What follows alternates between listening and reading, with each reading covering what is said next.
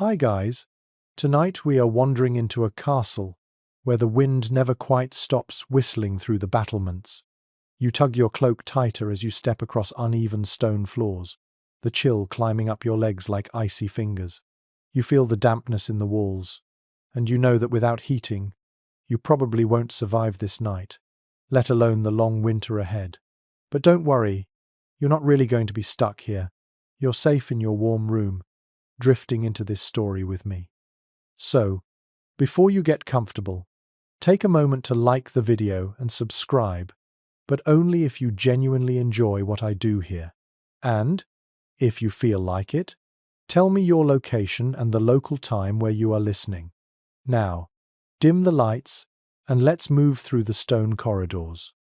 You picture yourself trudging past torchlit walls, hearing your own footsteps echo. The castle seems enormous at night, hollow with silence, yet humming with the distant snap of the winter wind. You turn a corner and the reality of life in such a place begins to settle on you. Those stone towers you admire from postcards or documentaries, they are not cozy cottages. They are cold, resonant drums of misery when winter grips them. It's strange to imagine kings and queens, wrapped in fur-trimmed robes by day, reduced by night to shivering humans just like the peasants outside the walls. Yet the difference is clear. While villagers piled together in single-room huts for body heat, monarchs tried to transform cavernous, drafty chambers into sanctuaries of warmth and status. You catch the smell of smoke seeping from a half-dead fireplace. The flames dance weakly, unable to fight the freezing air spilling from narrow, glassless windows. That's one fact about castles that always strikes you: the lack of true insulation. Even the thickest stone can't block the cold. It simply absorbs it. Step close to a castle wall in winter, and your palm will feel the icy bite immediately. Historians still puzzle over whether monarchs genuinely slept better than their subjects or merely pretended at luxury. Did gilded canopies and embroidered sheets make much difference when your breath fogged the air above your face? Perhaps, but they also carried symbolic weight. The royal bed was not just furniture, it was a throne laid sideways. As you wander deeper, you hear the distant creak of wood and imagine a giant bed looming in a chamber above. These weren't the modest bedsteads of modern life. They were platforms, raised high from the ground, layered with straw mattresses, feather ticks, woolen blankets, and sometimes even bear or wolf pelts. You realize the bed itself became an island of survival in a frozen stone sea. And yet, the draft never quite left. Curtains were drawn around beds, not only for privacy but to trap warmth. The rustle of heavy fabric, the muffled voices beyond, gave the bed an aura of secrecy. You might compare it to camping under layers of quilts, except the quilts were woven by royal weavers, the designs loud proclamations of wealth. Still, an odd thought tickles you. Even with silks and tapestries, the smell of damp fur, sweaty bodies, and smouldering coals must have been inescapable. Hygiene wasn't exactly a strong suit. You picture rolling over on a mattress stuffed with feathers that had long since broken into dust, sending up little clouds when you shifted your weight. The quirky detail that often goes unnoticed? Some kings travelled with entire bed frames packed up like luggage. Imagine servants lugging carved posts, canopies, and mattress rolls from one stronghold to another, all to ensure the king never had to suffer an unfamiliar pallet. The royal bed was portable power, reassembled wherever the monarch set camp. The soundscape returns to you, the faint patter of dripping water where snow has melted through a crack, the groan of timbers in the wind, the muffled bark of a dog in the courtyard below. Each noise would have been amplified at night, making sleep precarious. No double glazing, no sealed windows, no central heating, just you, a mountain of bedding, and the fragile hope that fire would keep burning till dawn. You lean against the door of the imagined chamber, feeling the iron latch cold under your fingers. The king and queen behind it are more vulnerable than you might think. Without warmth, without attendants close at hand, they would be just another pair of humans shivering in the dark. That's perhaps the greatest surprise, that all the ceremony in the world couldn't quite conquer the simple force of winter. The candle gutters in its holder, and you step back into the corridor. Your mind drifts toward the great bedchamber itself, where kings displayed their grandeur while secretly hoping to keep their toes from freezing off. The thought makes you smile faintly because beneath all the crowns and tapestries, royalty had the same problem you'd have camping out tonight without a heater. You climb the winding stair, hand brushing the rough chill of stone, and the air grows heavier as you approach the upper levels. At last, you step into a grand chamber, meant for a king, and the reality of royal sleeping arrangements begins to unfold before your eyes. The so-called Great Bedchamber was not merely a place to curl up for the night, it was a stage, an arena where power and prestige were performed under the guise of rest. The bed itself dominates the room, raised high on a carved platform, surrounded by hangings so thick they seem to drink in the flicker of torchlight. You notice how tall the posts are, stretching like miniature towers, each crowned with embroidered banners. These are not designed only for comfort. They are designed to impress, to shout to every visiting lord or foreign ambassador, "Behold the wealth of the monarch who sleeps here." And yet, the oddity strikes you. Most people never saw a king in his actual bed. The chamber stood as symbol more than reality, often used for audiences or semi-public ceremonies where the ruler received select guests while reclining against bolsters. Think of it as a medieval blend of throne room and bedroom, where the most intimate piece of furniture doubled as a public backdrop. The mainstream fact here is straightforward. Royal bedchambers were among the most carefully guarded and richly decorated rooms in castles. Their tapestries not just for warmth but for storytelling. Each panel might depict biblical scenes, mythical beasts, or dynastic triumphs, reminding everyone who entered that this monarch's bloodline carried divine sanction. But there's a curious tidbit, one that feels almost comic in the gloom. In some records, we read of kings keeping favorite hunting dogs at the foot of the bed, or even parrots squawking in gilded cages nearby. It jars with the solemn image.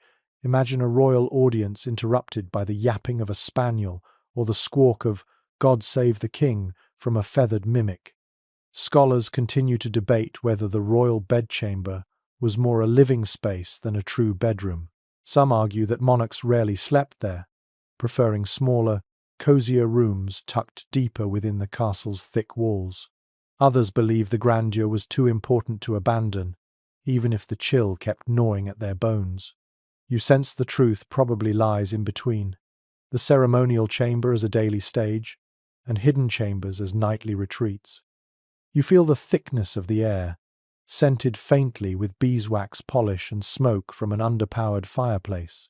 The room is too vast for such meager heat. Your breath forms mist as you step further in, and you notice the bed curtains tied back during the day, waiting to be drawn tightly once the last attendant leaves at night. The curtains are not delicate fabrics, they are heavy brocades lined with fur or wool, their weight alone reminding you that survival here was as much about brute insulation as beauty. Run your hand across the embroidered spread, and you feel the raised stitches, tiny knots of thread worked by fingers that must have ached for weeks. This is art pressed into service as bedding. Behind the glamour lies a blunt truth. The king's chamber was another fortress, one built not of stone but of fabric, feather, and ritual. You glance at the corner, where a prie-dieu small kneeling desk sits for evening prayers. The ritual of kneeling before slipping into bed was as important as drawing the curtains. Sleep was not private indulgence. It was framed as a moment of divine vulnerability. By blessing themselves before lying down, monarchs sought protection not just from chills, but from the spiritual dangers believed to lurk in the dark hours. And all the while, attendants hovered. The chamberlain, the groom of the stool, the guards outside the door. No king was ever truly alone in this space. Privacy, that modern luxury you take for granted, scarcely existed. Even the act of undressing was witnessed, recorded in daily routines. Strange, isn't it, that in a chamber built to showcase power, the very intimacy of sleep became a communal spectacle. You take one last look around. The velvet canopy droops slightly, the fire sputters low, and the echo of your steps tells you that this chamber was made for display, not coziness. Somewhere behind these walls, perhaps, the monarch kept a smaller chamber where warmth was possible. But this was the official stage, the grand declaration of royal rest, even if the reality was stiff limbs and half-frozen toes. And as you close the heavy wooden door behind you, the question lingers. Did kings ever truly sleep well here? Or was the great bedchamber simply another throne in disguise?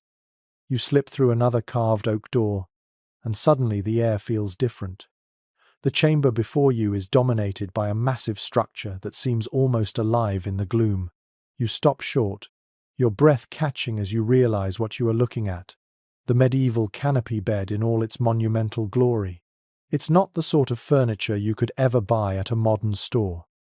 It is more like a wooden fortress within a fortress, designed both to awe and to insulate, both to proclaim royal splendor and to keep the occupant from turning blue in the middle of the night.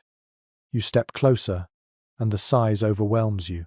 The posts stretch up like trees, carved with vines, heraldic beasts, or saints that stare down at you with oddly knowing expressions. Above your head, the canopy spreads like a roof, heavy with fabric and tassels, embroidered in gold thread that catches the torchlight in small flickers. You imagine lying beneath it, staring upward at those patterns, half drowsy, half conscious of the weight of wealth hanging over you. Mainstream fact first. Canopy beds in medieval castles were designed for both grandeur and practicality. The canopy, supported by 4 tall posts, wasn't only decorative. It acted as a shield against drafts falling from high stone ceilings, and its thick curtains created a little cocoon of warmth. When the curtains were drawn shut, it was like building a tent inside a chamber, an enclosed space where the king and queen might finally escape the icy bite of winter air. Run your fingers along the fabric, and you sense the texture of wool, velvet, or sometimes silk if imported from far away. The weave is dense, meant to block air, not simply to look pretty. And oh, the layers inside. A mattress stuffed with straw, topped with a feather bed, perhaps another layer of wool stuffing, then sheets of linen, followed by blankets and fur throws. You think of it as a layer cake of warmth, each level another defense against the cold creeping in from the stone floor and the chill seeping through window shutters. But here's a quirky little tidbit. Some of these beds were so big and so elaborate that they had to be disassembled and moved in pieces when the monarch travelled. Imagine a caravan of servants hauling carved bedposts, embroidered curtains, and bundles of mattresses across muddy winter roads, just so the king could sleep in familiar comfort miles away. The bed wasn't furniture, it was an extension of the monarch's body, carried wherever he went like a snail shell. And yet, scholars remain divided on how effective all this grandeur truly was. Did these enormous canopy beds really trap enough heat to make a difference? Or were they mostly symbols of power with only marginal warmth gained?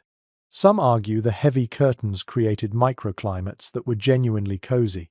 Others suggest the sheer size of the room and the lack of insulation meant that no amount of drapery could fully conquer the cold. It's a debate that lingers, because no one today can perfectly replicate the experience of sleeping in a 15th century royal chamber with authentic fabrics, no modern radiator, and a fire that dies at 3 in the morning. You climb the step stool at the side. Yes, many beds required steps because of their height. Once on the mattress, you notice how soft and uneven it feels. Feather beds were luxurious, but they could clump, and the linen sheets beneath your fingers are rougher than modern cotton. You roll over, and the fabric curtains fall around you, muffling the sound of wind outside. It's a relief suddenly the draft that had been cutting through your cloak is silenced. The air is warmer inside this little pocket, though still tinged with the faint odor of smoke from the fireplace and the musky scent of furs. In your imagination, attendants bustle nearby. A chamberlain closes the bed curtains after ensuring the coals in a bed warmer have done their work. Perhaps a maid lays another wolf pelt across the monarch's feet. You hear the faint scrape of boots retreating, the click of the chamber door, and at last silence. That sense of enclosure is powerful. You are cocooned, not just in fabric but in ritual. Think about the symbolic weight of this. To sleep in such a structure is to announce that your body is precious, worth guarding by curtains and carvings, worth the labor of dozens who must maintain this mobile fortress of slumber. The bed is a stage, a throne lying on its side, but it is also a safe cave against the vast chill of the castle. The sensation of lying here, you realize, is one of contrast. Above, the canopy looms heavy and ornate, a reminder of responsibility and performance. Around you, the curtains trap heat, making you feel like a child huddled under blankets. Beneath, the mattress creaks softly, reminding you that no matter how grand, beds are still places where bones press into padding, where spines ache, and where restless dreams come. And you start to wonder what those dreams might have been like. Imagine drifting off to sleep with the sound of the wind howling outside stone walls, the occasional cry of a sentry, or the bark of a distant dog. Maybe your sleep is uneasy, tangled with visions of battle, politics, or treachery. In the morning, courtiers will file in to greet you, and the very same bed you shivered in all night will serve as the backdrop for diplomacy. One fact lingers in your mind. Canopy beds were often so valuable, they were listed in royal inventories alongside jewels and crowns. They were heirlooms, passed down generations, dismantled and re-erected in new castles. Some even survive in fragments in museums today, towering testaments to how seriously medieval people took the art of sleep or the illusion of it. The flicker of torchlight dims, and you're left in the near darkness of the curtained space. The air grows close, your own breath warming it little by little, and you feel that strange combination of claustrophobia and comfort. Yes, you are shielded from drafts, but you are also trapped within embroidered walls. You imagine lying here for hours, waiting for sleep to come, hearing every creak, every murmur of the castle night. And as you picture it, you realize the canopy bed is more than furniture. It is an entire ecosystem of medieval survival, part warmth, part theatre, part prison of velvet and wood. To crawl inside was to admit vulnerability. To display it was to declare majesty. That duality clings to you as you pull the imagined curtains tight, shutting out the storm, hoping to wake in daylight rather than in the eternal darkness medieval people so often feared. You shuffle further down the corridor, listening to the soft echo of your boots against the flagstones. Another chamber door looms ahead, and when you push it open, you realize immediately that this is no private sanctuary. The room is wide, low-ceilinged compared to the grand chamber you left, and filled with more than one bed. A hush of presence lingers here, as though voices once whispered late into the night. This was a shared sleeping space, and the arrangement startles your modern sense of privacy. The mainstream fact is simple. In the medieval world, royalty and nobility rarely slept alone in perfect seclusion. The great bedchamber might hold the king's massive bed, but within its orbit were smaller beds, pallets, or truckle beds for courtiers, attendants, or favoured guests. Imagine trying to drift off while someone else lies a few feet away, breathing steadily or snoring like a trumpet. The idea of private bedrooms for every individual is modern. Back then, sleeping together, whether family, retainers, or servants, was not just common, it was expected. You picture it clearly now. The royal bed, massive and curtained, takes centre stage. Off to the sides, narrower beds are tucked against the walls. These might hold favoured knights, personal secretaries, or noble companions who needed immediate access at dawn. Servants often unrolled pallets right on the floor near the fireplace, grateful for whatever warmth they could cling to. The chamber becomes a patchwork of slumber, a quilt of bodies pressed into one drafty room. And yet, here's a quirky detail that makes you smile. In some records, visitors wrote of being startled awake when a royal dog jumped into their pallet, or when an attendant whispered gossip long past midnight. Imagine the awkwardness, half the kingdom's business being murmured between beds, like a boarding school dormitory, except the stakes were political alliances and international treaties, rather than stolen sweets. Historians continue to debate just how intimate these shared arrangements really were. Some argue that kings and queens tolerated close company every night, that the sheer cold of castles demanded group warmth. Others believe these arrangements were situational, more for times of travel or ceremonial necessity. The evidence is tantalizing but incomplete. Was the royal bedchamber more like a crowded tent? Or did monarchs sometimes retreat into smaller, hidden rooms when they truly needed solitude? You run your hand across one of the small wooden bed frames, noticing its simplicity compared to the massive canopy you left earlier. The planks are rougher, the bedding thinner, the sense of prestige stripped away. Yet in its own way, this smaller bed was vital. Imagine being a personal attendant, ordered to sleep within earshot so that if the king called out in the dark, you could respond instantly. The sense of vigilance never ceased. The air feels thicker here, laced with smells that are less than regal. The mingling of damp wool, smoke, and human presence creates an atmosphere both intimate and stifling. You imagine the soundscape, servants whispering until the chamberlain orders silence, the crackle of embers in the hearth, a cough from someone curled on the floor, the restless shifting of blankets. Sleep here was not silence but a communal murmur, a background hum of life within stone walls.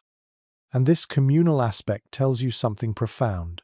Even in the royal household, the divide between ruler and subject blurred during the most vulnerable hours. To sleep in the same room is to share humanity, to acknowledge the need for warmth, companionship, and watchful protection. The bedchamber was not a fortress of solitude, it was a hive of dependence. One can't help but chuckle at how awkward it might have been. Imagine the king rolling over, muttering half-dreams, while a courtier lying a few feet away pretends not to hear. Or the queen rising to say her prayers at midnight, her ladies-in-waiting stirring with bleary eyes, each one part of the nightly ritual whether they liked it or not. You think of the symbolic weight again. The presence of multiple beds signaled hospitality and hierarchy. To be invited to sleep within the royal chamber was not just convenience, it was honor. You were trusted enough to be near the monarch's most intimate space. At the same time, you were also trapped, constantly available, always on display, never free of obligation.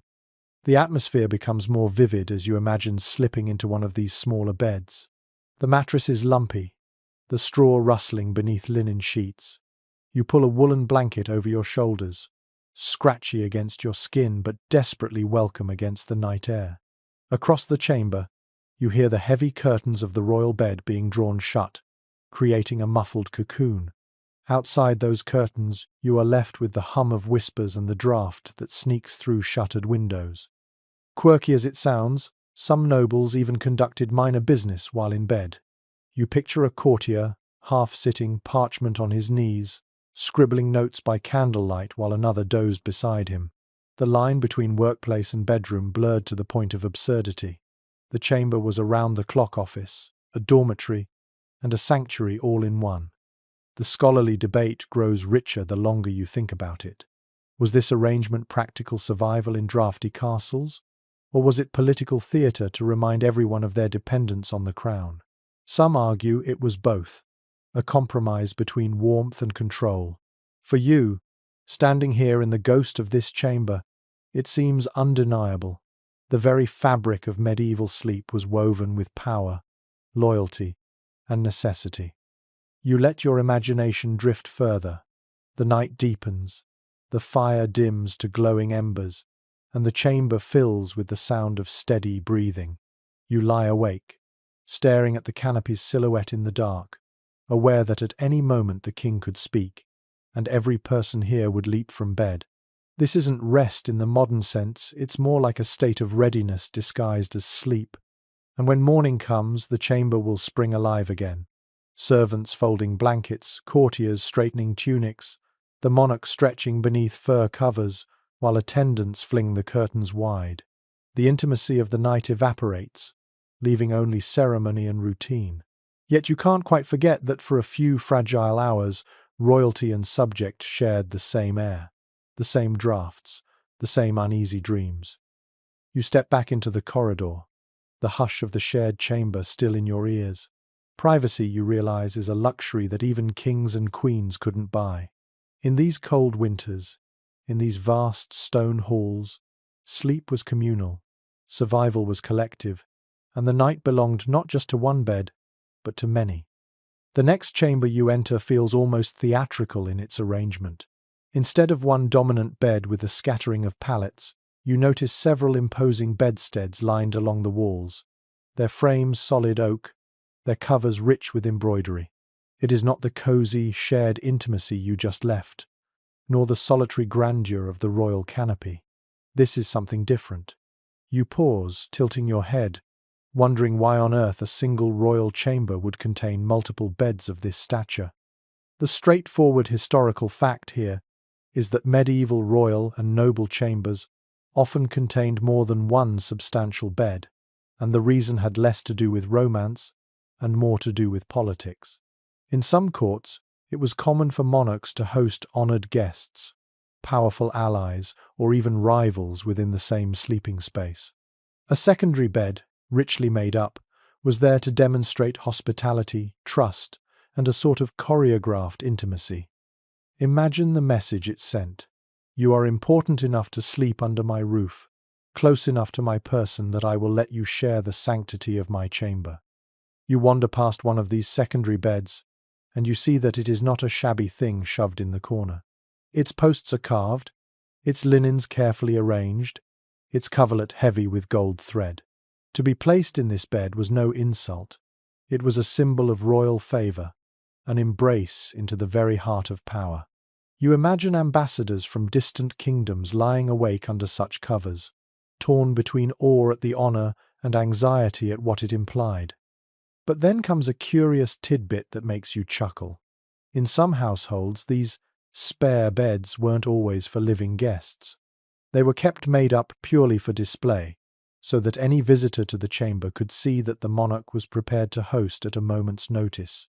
Like having a guest room permanently staged, except that here the guest might never arrive. The bed itself became a diplomatic prop, whispering, "Our court is generous, our hospitality boundless." And yet, scholars continue to wrestle with the interpretation of these multiple beds. Were they truly used as sleeping places for visitors? Or were they symbolic gestures, more about theatre than practical rest? Some suggest that only rarely would an outsider actually spend the night beside a monarch's chamber. Others argue it was more frequent than we imagine, a necessary step in building alliances during a world where written contracts were less binding than shared experiences. The debate lingers, unresolved, like the faint smell of incense woven into the fabric of the coverlets. You picture the scene more vividly now. The king in his great bed, curtains pulled around him like a fortress. A favored ally, reclining on a secondary bed a few yards away, not curtained, visible, vulnerable in a way that suggests trust but also surveillance. Attendants curled on pallets near the fire, all of them awake at the first sound of trouble. It is part slumber party, part political summit, part hostage negotiation disguised as hospitality. Step closer to one of the unused beds and run your hand across the embroidered sheets. They are cool, crisp linen, stiffer than modern fabric, but beautiful. The pillows are plump with goose down. Above the headboard hangs a tapestry depicting saints or perhaps a family crest, the eyes of stitched figures staring down as if to bless or to judge the one who lies there. And then you imagine the awkwardness, the rustle of blankets, the creak of timbers, the intimate sounds of sleep, all shared between monarch and guest. The snore of an ambassador might echo embarrassingly through the chamber, while the king lay awake gritting his teeth. Or perhaps the opposite. The monarch himself snored like a sawmill, while the guest tossed and turned in sleepless misery, forced to endure in polite silence. It makes you laugh quietly to yourself, but also reflect. The medieval night was not private, nor was it silent. Every movement, every breath, was part of a communal theatre that turned even rest into performance. The sensory details return. You smell the faint odor of lavender sachets tucked into sheets to ward off pests. You hear the crackle of the fireplace fighting desperately against the drafts. You feel the uneven softness of the mattress beneath your hand, stuffed with feathers that have shifted into lumps. And above all, You sense the presence of power, not just in the people, but in the furniture itself. These beds are not passive. They are props in the play of monarchy. One curious story lingers in your mind. A chronicler once noted that a royal chamber displayed 4 beds, all magnificently draped, though no record survives of them being used. Perhaps they were meant to impress visiting dignitaries, or to suggest that the monarch's court could host dozens at a whim. You wonder if it was all bluff, lavish beds kept empty, like gilded chairs at a banquet no one attends. And still the scholars debate. Was this practical necessity places for favoured courtiers to rest or sheer symbolic staging? Was the chamber a hotel suite? Or was it a theatre where beds played the roles of generosity, security, and wealth? You linger at the foot of the royal bed again, seeing how it dwarfs the others. The hierarchy is clear. The king's canopy soars, the curtains shimmer, the embroidery blazes. The other beds are fine, yes, but never equal. The visual message is unmistakable. Hospitality exists, but supremacy never sleeps. You picture yourself slipping into one of those guest beds. The linen is stiff, the air cold. Across the room you hear the muffled cough of the monarch behind drawn curtains. You wonder if you'll be able to sleep, knowing guards patrol just outside, knowing you are both honoured and watched. The more you think, the more you realize that beds in medieval castles weren't simply about comfort. They were about choreography, who was placed where, who was seen, who was hidden behind curtains, who slept nearest to the royal body. These decisions could alter alliances, cement friendships, or stoke jealousies. One night's arrangement might ripple into years of politics. So you leave the chamber with a final glance. The beds remain perfectly made, as though awaiting occupants who may never come. And you understand, in this frozen castle, where stone walls leak cold and fires sputter in massive hearths, even the act of sleeping was woven into the dance of politics and power. The corridor bends again, and you feel the air cool as you enter a chamber lined with shelves and chests. At first glance, it seems less impressive than the grand canopy rooms, but your eyes are quickly drawn to the piles of fabric stacked neatly in corners, folded over benches, and draped on frames to air out. This is the world of layered wool and pelts, the unsung heroes of medieval slumber.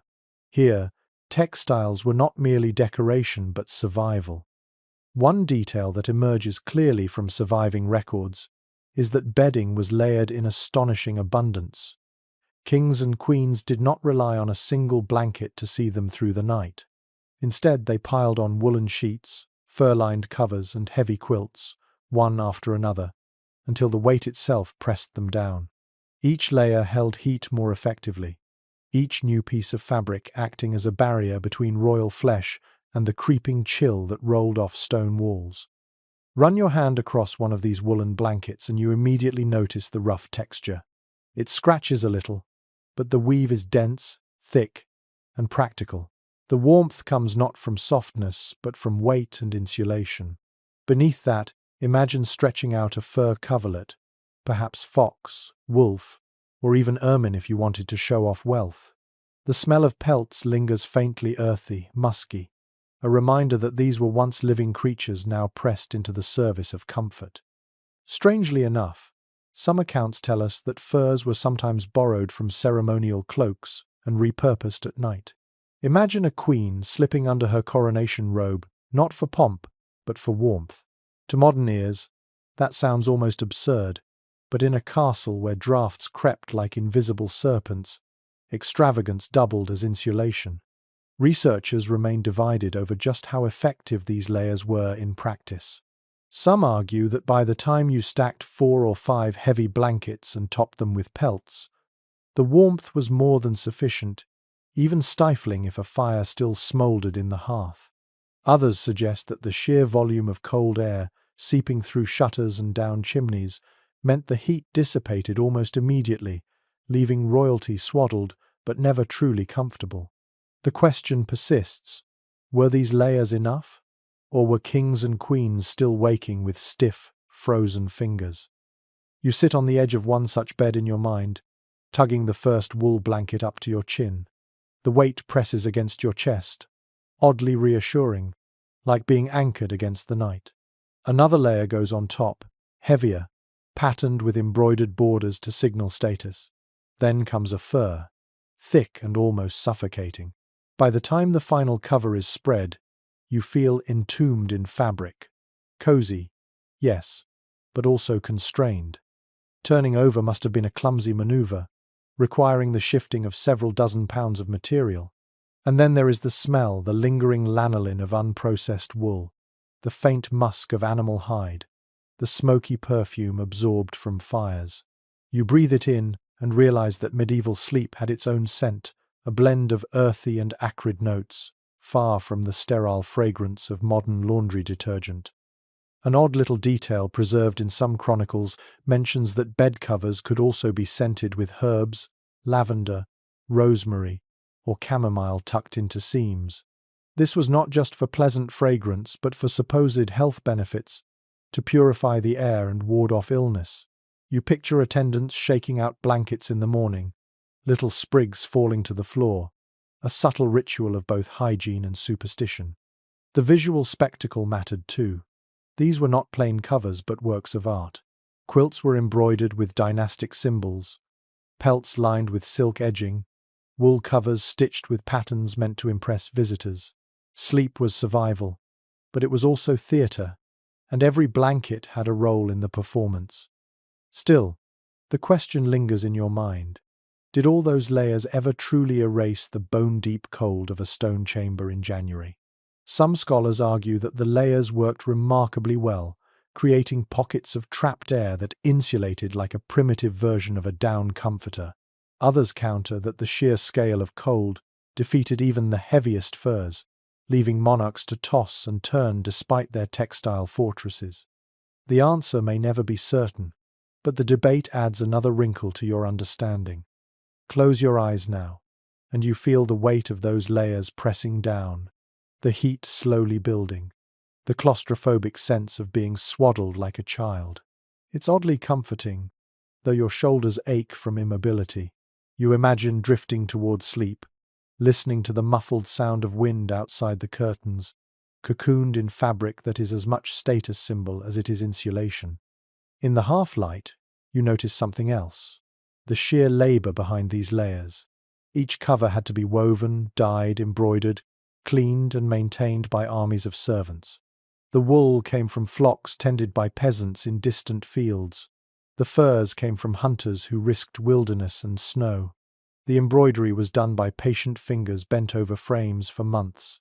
A royal night's sleep was not just an accident of wealth, it was the end point of countless hours of human toil. You linger in that thought as the fire flickers low. Sleep in a medieval castle wasn't the silent, solitary act you know today. It was communal, political, and above all, labor-intensive. Each blanket on the bed represented power, trade, and social order stitched into fabric. You wrap another imagined layer around yourself, the weight almost unbearable now, and wonder, was it warmth they sought, or reassurance that their authority stretched even into the realm of dreams? The further you walk, the more the enormity of stone presses itself on your senses. You pause in a side passage, where the torch guttering in your hand casts faint shadows across walls that seem to stretch forever upward. The air is sharp and damp, carrying the taste of minerals and moss. This is the part that the guidebooks rarely mention.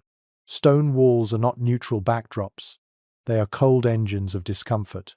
When winter comes, every surface becomes an accomplice to the chill. We know from countless architectural surveys that castles were marvels of defense but disasters for warmth. The very thickness of the walls, sometimes over 10 feet, meant they stored cold like vast iceboxes. Step close to them, press your palm against the uneven surface, and you would feel an almost metallic sting. There is no insulation, no barrier of wood or plasterboard, just raw stone soaking up the night frost and exhaling it back into the chamber. As you imagine lying in bed against such a wall, you shiver involuntarily. The drafts were relentless. Gaps around window shutters, cracks in door frames, and the open design of stairwells funneled air into every chamber. Even the tapestries, heavy and richly woven, were more than decoration. They were primitive insulation, hung not merely to boast of lineage but to muffle the constant hiss of air sneaking through every seam. One curious observation preserved in some household accounts is that nobles rotated their hangings seasonally. In summer, lighter fabrics were hung.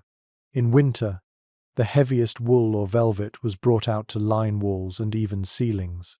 Imagine servants climbing ladders to tack up enormous cloths overhead, turning a room into a padded box in the hope of softening the icy assault. It seems almost desperate, yet it shows how fully the architecture dictated the rhythms of life. Scholars remain divided about the actual comfort levels inside these grand structures. Some argue that once heavy curtains were drawn and tapestries lined the walls, the microclimate could become tolerably warm, at least near the fire. Others insist the overwhelming cold persisted, making castles inhospitable for much of the year, useful only as defensive refuges rather than genuine homes. The truth, as usual, likely lay somewhere in between pockets of coziness carved out within an ocean of draught. You walk further into the imagined chamber, and your torchlight falls on a small arrow slit. The narrow opening once served archers, but in peacetime it was a permanent leak to the outdoors. Coverings might be wedged in place, but wind found its way regardless. You lean close and hear the faint whistle of air, a constant reminder that comfort was secondary to fortification. Think of the sensory reality: the smell of damp stone, the faint trickle of water as condensation ran down walls, the touch of cold surfaces numbing fingertips. The acoustics were harsh, every cough or shuffle amplified in the echoing chamber. Sleep here was never silent serenity. It was a battle between body heat and architecture. Oddly enough, some medieval sources recommended not sleeping directly against the wall at all. Beds were often pulled away from the stone, positioned nearer the fire or in the room's center, leaving a cold corridor of air along the perimeter. This little practical adjustment was less about elegance and more about survival. It's one of those subtle adaptations that modern visitors often miss, but it tells you volumes about daily life. Close your eyes and imagine it now. You are lying beneath thick covers, but you've placed your bed strategically away from the wall. You can still hear the wind rattling the shutters. You sense the stone breathing its cold into the chamber. The fire crackles weakly in the hearth, but the heat never quite reaches your feet. It is as if the castle itself conspires against sleep, reminding you every moment that defense and comfort do not coexist. The debate among experts goes further. Was the cold simply tolerated, accepted as part of life, or did it actively shorten lifespans, spread illness, and shape medieval attitudes toward the night? Some researchers suggest the chill contributed to chronic respiratory issues. Others counter that people acclimated, their bodies hardier for it. The argument continues, unresolved, and perhaps unresolvable, since the subjective experience of shivering kings and queens can never be measured directly. Still, the architectural choices left their mark on ritual. You think of courtiers drawing thick curtains around beds, attendants adding fresh logs to fires every few hours, maids shaking dampness out of wool hangings. Entire routines grew from the fact that stone walls would never relent. The castle was a machine of war, but for those who had to live in it, it was also a stubborn, unyielding adversary. You run your hand once more along the stone, feeling the chill sink into your skin. This, you realize, was the background music of every medieval winter night, the silent hum of cold radiating through masonry. No amount of jewels or banners could change that. The monarch who ruled vast territories was powerless against the walls of his own chamber. And so you step away, your torchlight wavering, the stone looming like a frozen ocean at your back. Sleep, in this world, was not a gentle retreat. It was an uneasy negotiation with the very architecture that was meant to protect you. The corridor narrows, then widens into another hall, this one marked immediately by the blackened stone of a hearth. You feel the shift in the air as your torchlight glimmers across soot-stained walls. This is the heart of warmth in a medieval chamber, or at least, it tried to be. Fireplaces and braziers were the monarch's first line of defense against the long, punishing nights of winter. One certainty we have from architectural remains is that fireplaces became standard features in high-status rooms by the late Middle Ages. Before that, heating relied on central hearths, open flames set into the floor of a hall, their smoke escaping through crude vents or just drifting until it seeped from the rafters. By the time great castles reached their full splendor, royal chambers had wall-mounted fireplaces with chimneys designed to draw the smoke upward. They looked impressive, with carved mantels and decorative stonework, but the warmth they provided was often laughably insufficient. Step closer, and you notice how the flames dance but never roar. The fireplace is broad, but the draft from the chimney sucks much of the heat straight up and away. You hold your hands out and find that your palms warm nicely, but take one step back and the cold wraps around you again like a cloak. To sit by the fire was comfort. To lie in bed across the chamber was still a gamble. Oddly enough, some monarchs used portable braziers, metal bowls filled with glowing coals that could be moved closer to the bed. The idea was simple.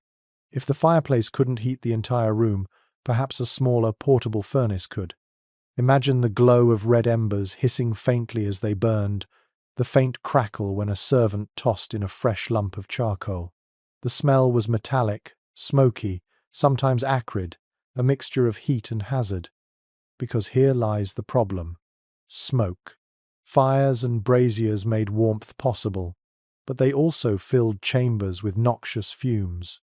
Records from household accounts describe coughing fits, headaches, and watery eyes signs of carbon monoxide exposure, though no one at the time could name it. Survival was always a balance: shiver in the cold, or risk suffocation in the dark. Specialists continue to disagree about how effectively fires heated these immense rooms.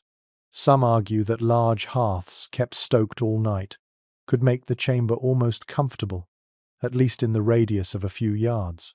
Others insist that the sheer scale of stone halls ensured that most of the heat was wasted, vanishing upward through chimneys or dissipating into icy masonry. The truth probably varied depending on the size of the chamber, the fuel supply, and the diligence of attendants. Now picture yourself trying to sleep near one of these fires. The air closest to the flames is warm, almost too warm on your face, but your back remains chilled. You roll over, tugging the covers tighter, trying to balance the uneven waves of heat. Every crackle from the logs is loud in the night silence, sparks occasionally leaping and scattering. The light is comforting but also restless, flickering against the canopy curtains like ghostly dancers. One curious practice mentioned in a few chronicles is that servants sometimes carried pans of hot ash from the kitchen to the royal bedchamber, using them to kindle fresh fires before dawn. Imagine the procession. Sleepy attendants tiptoeing with glowing pans, the faint hiss of embers reigniting a tired hearth, the monarch stirring beneath layers of blankets as warmth returned, just in time for morning prayers. It's a detail that speaks to how fragile comfort was never lasting, always dependent on constant tending. The sensory atmosphere grows sharper in your mind. The smell of burning wood clings to every surface, saturating curtains, tapestries, and hair. The floor near the hearth is gritty with ash. The sound of wood popping in the night is both soothing and startling, like distant musket fire. Smoke lingers low, especially when damp logs sputter, filling the lungs with bitterness. You close your eyes and cough once, realizing just how much nightly life was entwined with fire. And yet, for all its flaws, the fireplace became a stage of its own. Monarchs often had elaborate mantels carved with family crests or biblical scenes, turning the hearth into a symbol of continuity. Visitors entering the chamber would see not only the glow of warmth but the glow of lineage. Even survival was turned into spectacle. The debate lingers in your mind as you sit by the imagined fire. Was this meager heat truly enough to offset the endless drafts? Or did kings and queens lie awake, one side of their body burning while the other froze, cursing the very walls built to protect them? Perhaps the truth is that sleep came not because of comfort, but because exhaustion eventually triumphed over discomfort. Think of the servants again, crouched nearby to keep the flames alive. Their night was restless, filled with the duty of feeding the fire. In their hands, the survival of the monarch's comfort rested. Without them, the fire would sputter out by midnight, leaving only cold ashes and bitter dreams. As the last log crumbles into embers, you sense the fragility of this entire system. Royal power could command armies, raise taxes, and dictate law, but it could not command fire to last forever. In the end, every night was a contest between flames and frost, one that rarely ended in total victory. You lean back, the warmth fading from your face, the cold pressing in again from behind. Sleep in this chamber was never a perfect retreat. It was an uneasy truce between stone, smoke, and flame, where even the richest monarch relied on flickering logs to survive till dawn. The next chamber you step into is smaller, darker, and lined with wooden chests that smell faintly of iron and soot. A servant kneels by the bed, sliding something curious between the sheets. A long-handled pan, metal gleaming filled with glowing embers. You recognize it instantly as one of the oddest tools of medieval comfort, the bed warmer. Evidence from inventories and household accounts confirms that bed warmers were common in royal and noble residences by the later Middle Ages. They were simple contraptions, a shallow metal pan with a hinged lid, mounted on a long handle, filled with hot coals or ashes. The servant would swing or slide the pan gently beneath the covers to take the icy edge off before the monarch climbed into bed. It was not central heating, but in a castle where stone radiated frost, it must have felt like a miracle. You lean closer and hear the faint hiss as sparks meet fabric. The risk is immediate. The ember pan smoulders dangerously near wool and linen. It's a delicate dance, warmth without fire, heat without disaster. Many an anxious attendant must have feared scorching the royal sheets or, worse, igniting them. Yet necessity demanded risk. One odd little anecdote preserved in letters tells of a lady-in-waiting who forgot to latch the lid of the warmer, scattering glowing coals across the chamber floor. The ensuing panic shouts, stomping feet. A frantic bucket of water shows just how precarious this nightly ritual could be. Imagine trying to fall asleep in peace, knowing your bedding had been in intimate contact with fire only moments before. Academic opinion diverges on how effective these devices truly were. Some specialists argue that bed warmers offered only fleeting comfort, heating the sheets briefly before the cold returned. Others maintain that, when used correctly, they created a pocket of warmth lasting long enough for the sleeper's body heat to take over. The truth likely varied with skill, timing, and the sheer willpower of sleepy attendants tasked with juggling embers. You picture the scene with more clarity now. The chamber is draughty, but the servant has just finished his work. The monarch slips into bed, the linen no longer stiff with ice but faintly warm, releasing a sigh of relief. Curtains are drawn, the glow of the fire dims, and for a few precious minutes the illusion of comfort prevails. Then the air slowly reclaims its dominion, the sheets cooling inch by inch. The cycle repeats the next evening, a ritual of warmth that was always temporary. The sensory elements are vivid.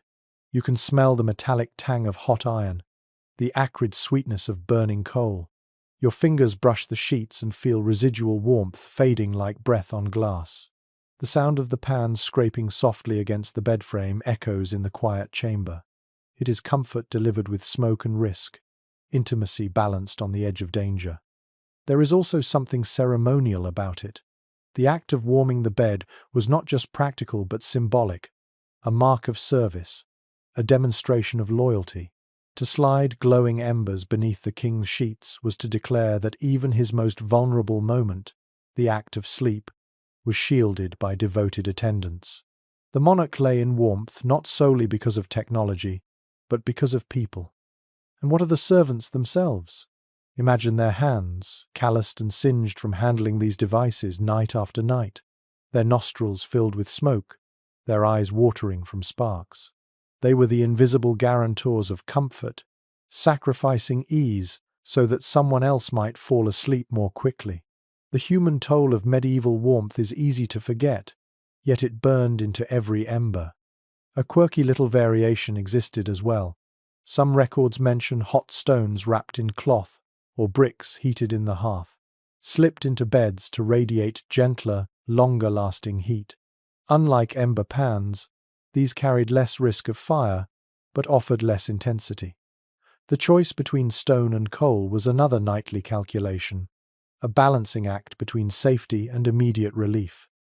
As you pull the imagined covers up around your shoulders, you think about how fleeting this comfort must have been.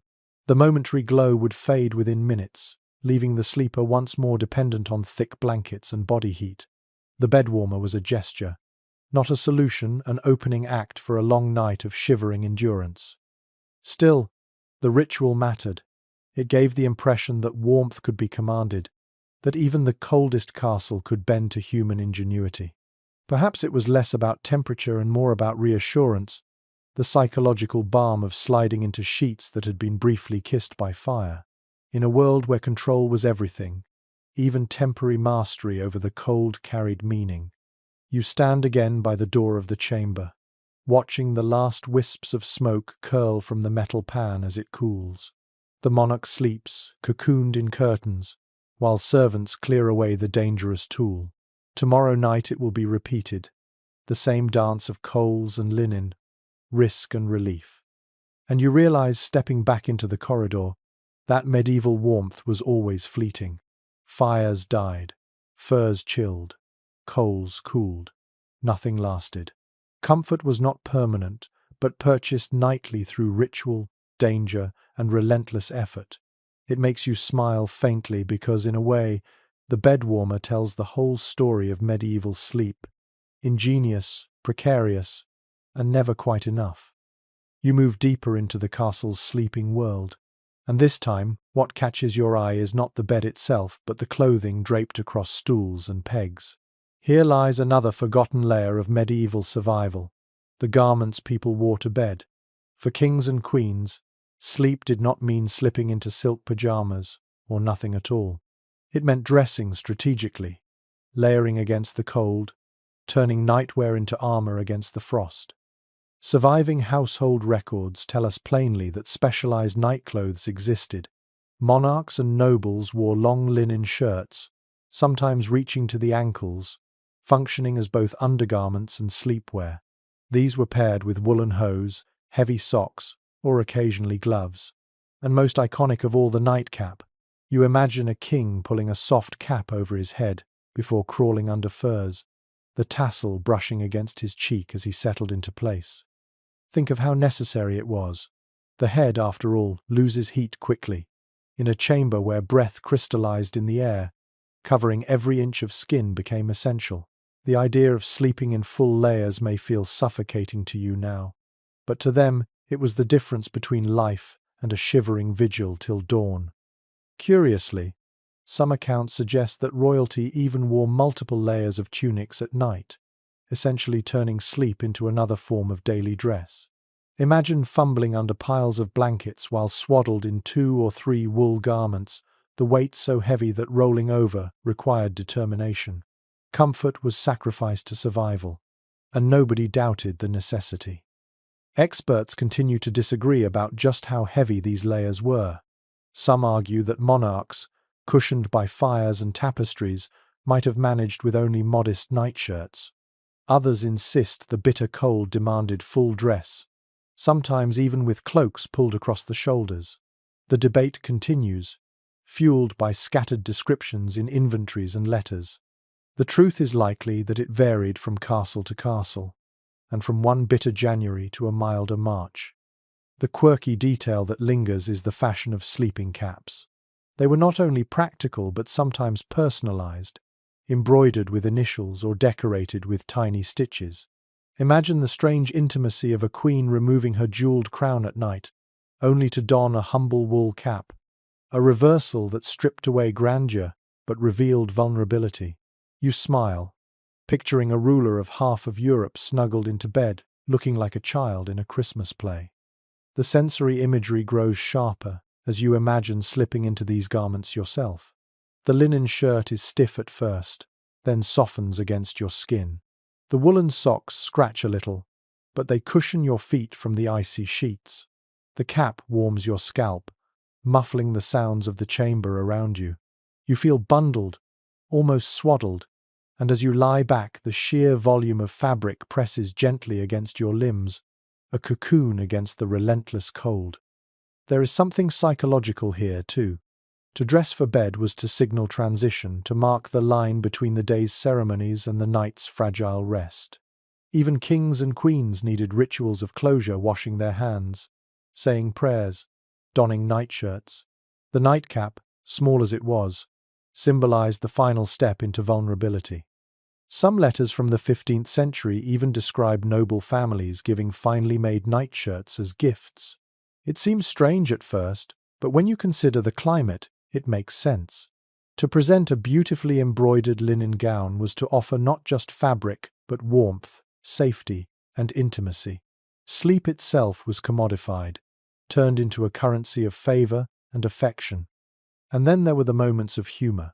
Chronicles sometimes mention servants laughing quietly when courtiers scurried down corridors in nightclothes, startled awake by alarms or sudden visits. Imagine the indignity. A duke dashing through stone halls in a long linen shirt, cap askew, shivering as he tried to look dignified. Even the most powerful men and women were reduced to their undergarments by the cold and the darkness.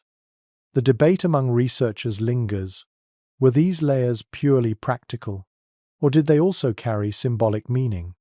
Some argue that richly embroidered nightshirts were intended to demonstrate status even in private, while others see them as proof that even royalty could not escape the humble necessities of human life. Perhaps the truth is both. Nightclothes protected against the cold, but they also reminded everyone, monarch and servant alike, that even in bed, status had to be stitched into fabric. Now imagine yourself climbing into a curtained bed, your body wrapped in wool, linen, and fur, your head tucked under a cap.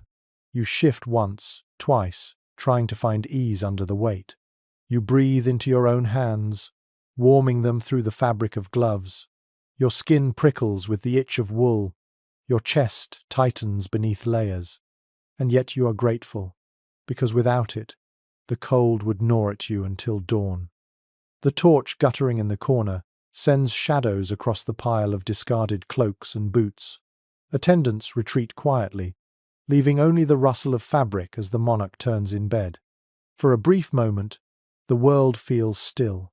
Wrapped in layers, cocooned beneath curtains, the king or queen yields to sleep. And you realize, stepping softly back into the hall, that medieval nightclothes were not just garments. They were shields, stitched, woven, and pulled tight against the castle's endless winter breath. In those quiet hours, crowns and scepters meant little. Survival came instead from socks, gloves, and the humble nightcap. The chamber you step into next is grander again, though not because of its bed or its hangings. This room exudes power in another way. Standing in the shadows are men in fine livery, quiet and still, their presence unmistakable.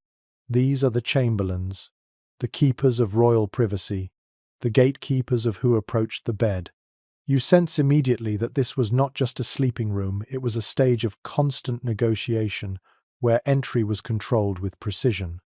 From official records and court manuals, we know that the bedchamber was one of the most restricted spaces in any castle. A monarch's safety depended on it. Only a handful of trusted attendants were ever allowed past the heavy door, and each had a specific duty. The chamberlain managed access.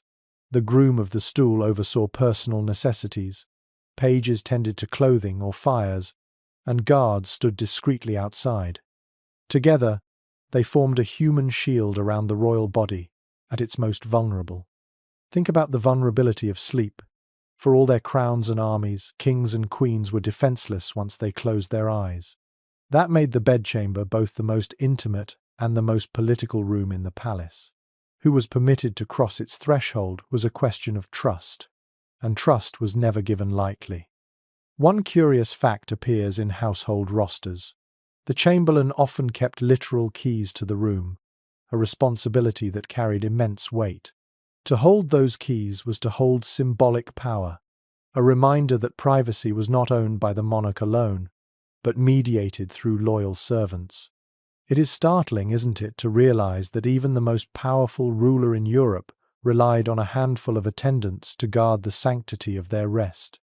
And then there are the more peculiar details. Letters from visiting ambassadors sometimes complain of being kept waiting for hours outside the royal chamber, only to be admitted for a few minutes while the monarch lounged in bed. It wasn't inefficiency, it was deliberate choreography. By restricting access, chamberlains heightened the aura of majesty, ensuring that glimpses of the royal body, even swaddled under blankets, felt like a privilege. Researchers continue to argue about just how much privacy monarchs truly had. Some suggest that kings and queens managed secret retreats, smaller side rooms where they could slip away and sleep without witnesses. Others believe that nearly all royal slumber was supervised in some form, with attendants always nearby, ready to act. The lack of surviving evidence keeps the debate alive, leaving you to imagine the spectrum, from solitude stolen in hidden chambers to lives lived permanently on display. Close your eyes and picture the nightly routine. Before sleep, the monarch is undressed by attendants, layer after layer of clothing carefully removed, folded, and stored. The chamberlain ensures the bed is prepared, the covers turned down, the bed warmer applied. Once the monarch climbs beneath the curtains, attendants extinguish candles, mutter prayers, and retreat to their pallets by the door. The chamber falls silent, but never entirely. A cough, a shifting boot, a creak of armor reminds you that you are never truly alone. The sensory experience is complex. The heavy wooden door closes with a thud, but you still hear faint murmurs from guards in the passage. The rustle of fabric as an attendant bows and departs is the last human sound before sleep. The air smells of beeswax and ash, and behind the curtains the monarch inhales deeply, trying to forget that others stand watch only feet away. One amusing little vignette survives from a court chronicle. A chamberlain once tripped over a dog curled at the foot of the royal bed while making his nightly rounds. The king, half asleep, reportedly scolded him with such humor that the story spread through the household. Even in a space charged with solemnity, accidents and laughter crept in. The presence of attendants meant that no moment was entirely private, not even a stumble in the dark. You start to realize that the chamberlains were more than guards. They were curators of image. They decided who could glimpse the monarch in bed, who could deliver petitions, who could share in those intimate hours. Access became currency, and with it came rivalries. To be shut out of the chamber was to be cut off from influence. To be admitted was to stand at the edge of power itself. The debate lingers in academic circles. Was this arrangement primarily about physical safety, or was it also about performance? Some argue that the constant presence of attendants was necessary to prevent assassination, rebellion, or betrayal. Others emphasize the ritualistic side, where the bed became a stage and the chamberlains its stage managers, ensuring the monarch was always framed as inaccessible, mysterious, and divinely chosen. Likely, both are true. Now imagine yourself as the monarch. You slip under the covers, curtains drawn, fire flickering low. You know that outside the fabric barrier stand men who can hear you breathe, who will leap up at the first sound of distress. You are cocooned, but also surveilled. You are safe, but never free. It is both reassurance and imprisonment, comfort and unease entwined. Morning comes, and the ritual reverses. Attendants fling open the curtains, help you into your robes, bring basins of water for washing. The bedchamber transforms from intimate sanctuary to public theatre once again. You cannot separate the two. The very place you dream is also the place where power is negotiated, whispered, and displayed. You step back into the corridor, and the lesson clings to you. Medieval kings and queens never slept alone in the way you understand it. They slept guarded, attended, and observed. Privacy was an illusion maintained by curtains, while trust was enforced by chamberlains with keys. The monarch's most private chamber was, paradoxically, one of the most political spaces in the entire castle. You walk softly into the next royal chamber, and at first glance it looks familiar. A massive bed curtained in velvet, the fire hissing low in the hearth, the walls lined with tapestries. But something in the atmosphere is different. The air feels heavier, more charged. Here, the bed was not simply a place of rest. It was a stage for intimacy, secrecy, and politics rolled into one. Contemporary chronicles make clear that the royal bed often doubled as a meeting space. Councils were sometimes held in these chambers. Advisors gathered close while the monarch reclined against embroidered pillows. To discuss treaties while half covered in blankets might seem odd to you now, but for medieval rulers it made sense. The bedchamber was both the most private and the most secure room in the castle, guarded by trusted attendants. If delicate matters needed to be whispered, alliances negotiated, treachery uncovered, favors granted, the royal bed was as good a table as any. Imagine the scene: the king propped up beneath a canopy, courtiers perched on stools or even leaning on the mattress edge, voices low and tense as they debated strategy. The crackle of the fire mixes with the murmur of secrets, and every word carries weight. What begins as a bedroom moment becomes a council chamber, the intimacy amplifying the stakes. One well-documented example comes from the French court, where ambassadors were sometimes admitted directly to the royal bedchamber for audiences. They described the experience as both flattering and unnerving. To be so close to the king while he reclined in bed was an honor, but it also blurred boundaries. Was this informal access, or was it theatre meant to disarm visitors? The ambiguity was part of the power. Then there are the stranger details. Letters from ladies-in-waiting describe how beds occasionally hosted entire conversations late into the night. Courtiers sprawled around like gossiping students. Secrets were exchanged, rumors fermented, and alliances tested in whispers between yawns. You can almost hear the chuckles stifled behind bed curtains, the hurried hush when an attendant entered, the sudden shift back to solemnity. Experts disagree on how much of this intimacy was intentional statecraft and how much was simply practical.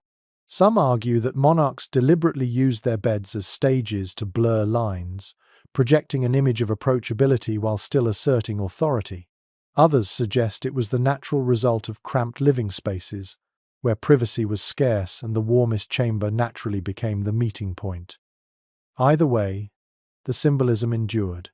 To be admitted to the royal bed was to stand in the inner circle. Now imagine yourself in that circle. You sit on a small stool, the fire flickering against your face, while the queen leans back against cushions embroidered with golden lilies. Her hair is unbound, her hands folded in her lap, yet her voice is calm and commanding. She asks your opinion on a matter of war or marriage, and suddenly you realize that in this quiet, dimly lit chamber, decisions are being made that will ripple across kingdoms. The intimacy makes the gravity even more intense. And then comes the oddest image: a royal bed, not as a private retreat but as a platform for ritualized diplomacy.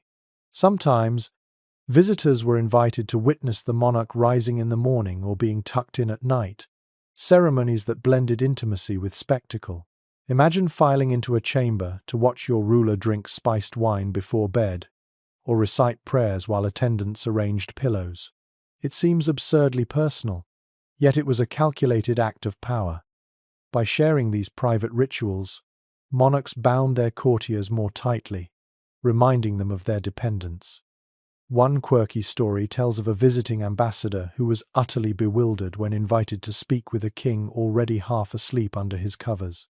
The man reportedly stammered his message, unsure whether to bow, kneel, or sit at the bedside.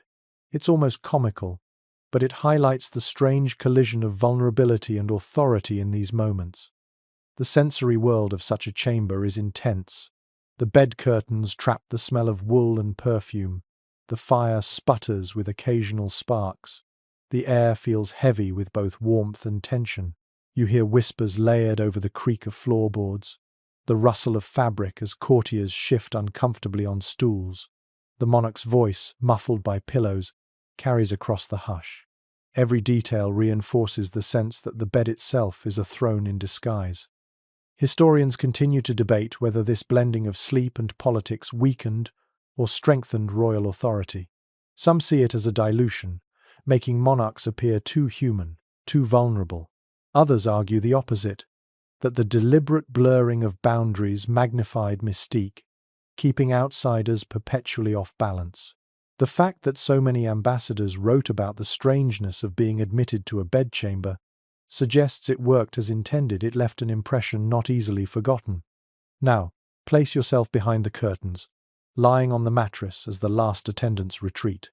You feel the indent of where advisors sat moments earlier, their words still echoing in your ears. The fire burns low, the chamber grows quiet, yet the weight of politics lingers in the fabric. Even in sleep you cannot escape it. Tomorrow the cycle will repeat. Counsel at the bedside, whispers at the pillow, decisions made in the fragile space between rest and wakefulness. You step back into the corridor, the sound of voices fading from memory, and you realize something profound.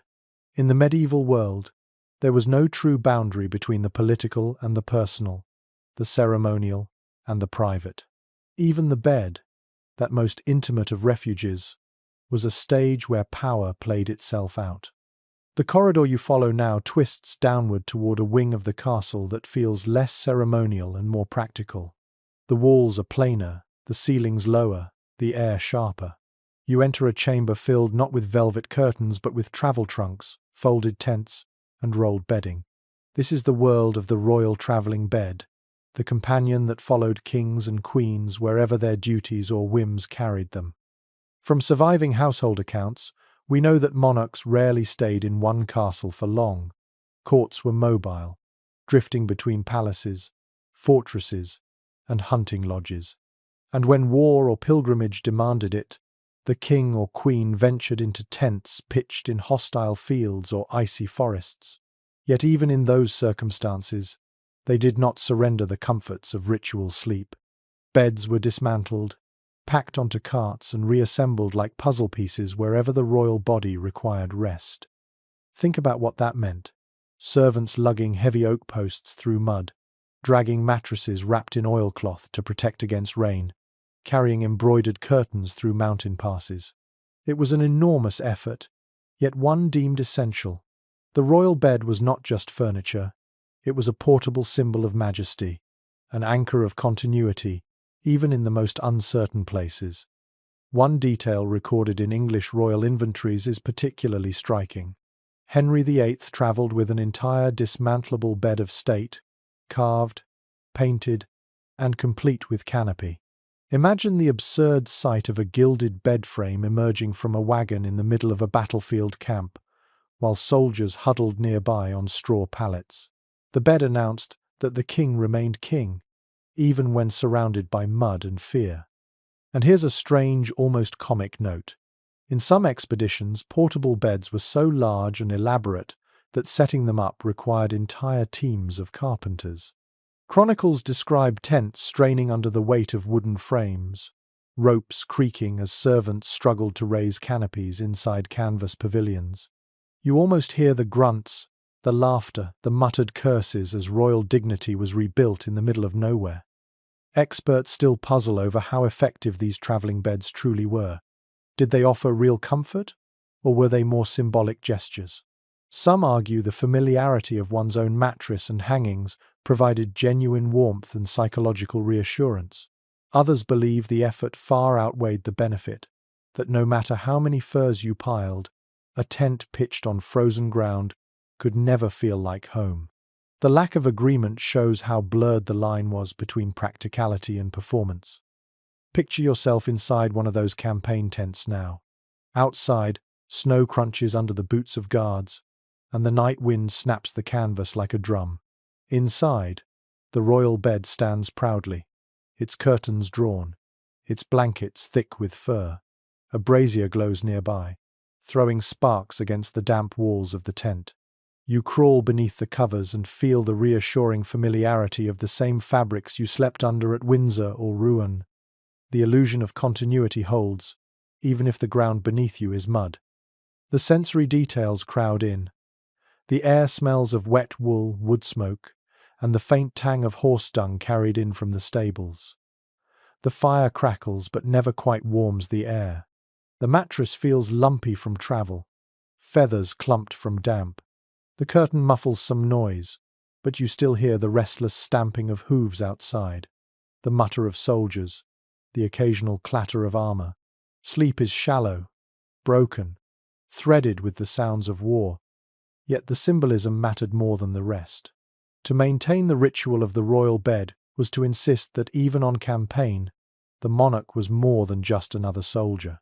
His body, his sleep, his very dreams were framed as sacred. To lie in that bed was to carry majesty into the mud. It reassured followers, reminded allies, and projected continuity in the face of chaos. One amusing little anecdote survives from the Burgundian court. A duke's bed was so grand and so heavily curtained that when set up inside a tent, it collapsed under its own weight. The chronicler dryly noted that the duke slept humbly upon a chest that night, a rare moment when status bowed to practicality. You smile, imagining the laughter muffled in the dark as servants scrambled to salvage dignity. The academic conversation around traveling beds touches on psychology. Was this about warmth or about maintaining the illusion of control? Some scholars suggest that the very act of sleeping in familiar surroundings, even within a hostile environment, calmed rulers, allowing them to project confidence. Others argue that these beds were stage props, seen by courtiers and allies more than used by the monarch themselves. Either way, the spectacle of a bed reconstructed in a frozen field remains unforgettable. Now imagine yourself lying there as king or queen. The tent flaps snap in the wind, a candle sputters, and the curtain of your bed shields you from curious eyes. For a few moments, wrapped in the same embroidered sheets that touched your skin back in your palace, you can pretend the world outside is not chaos.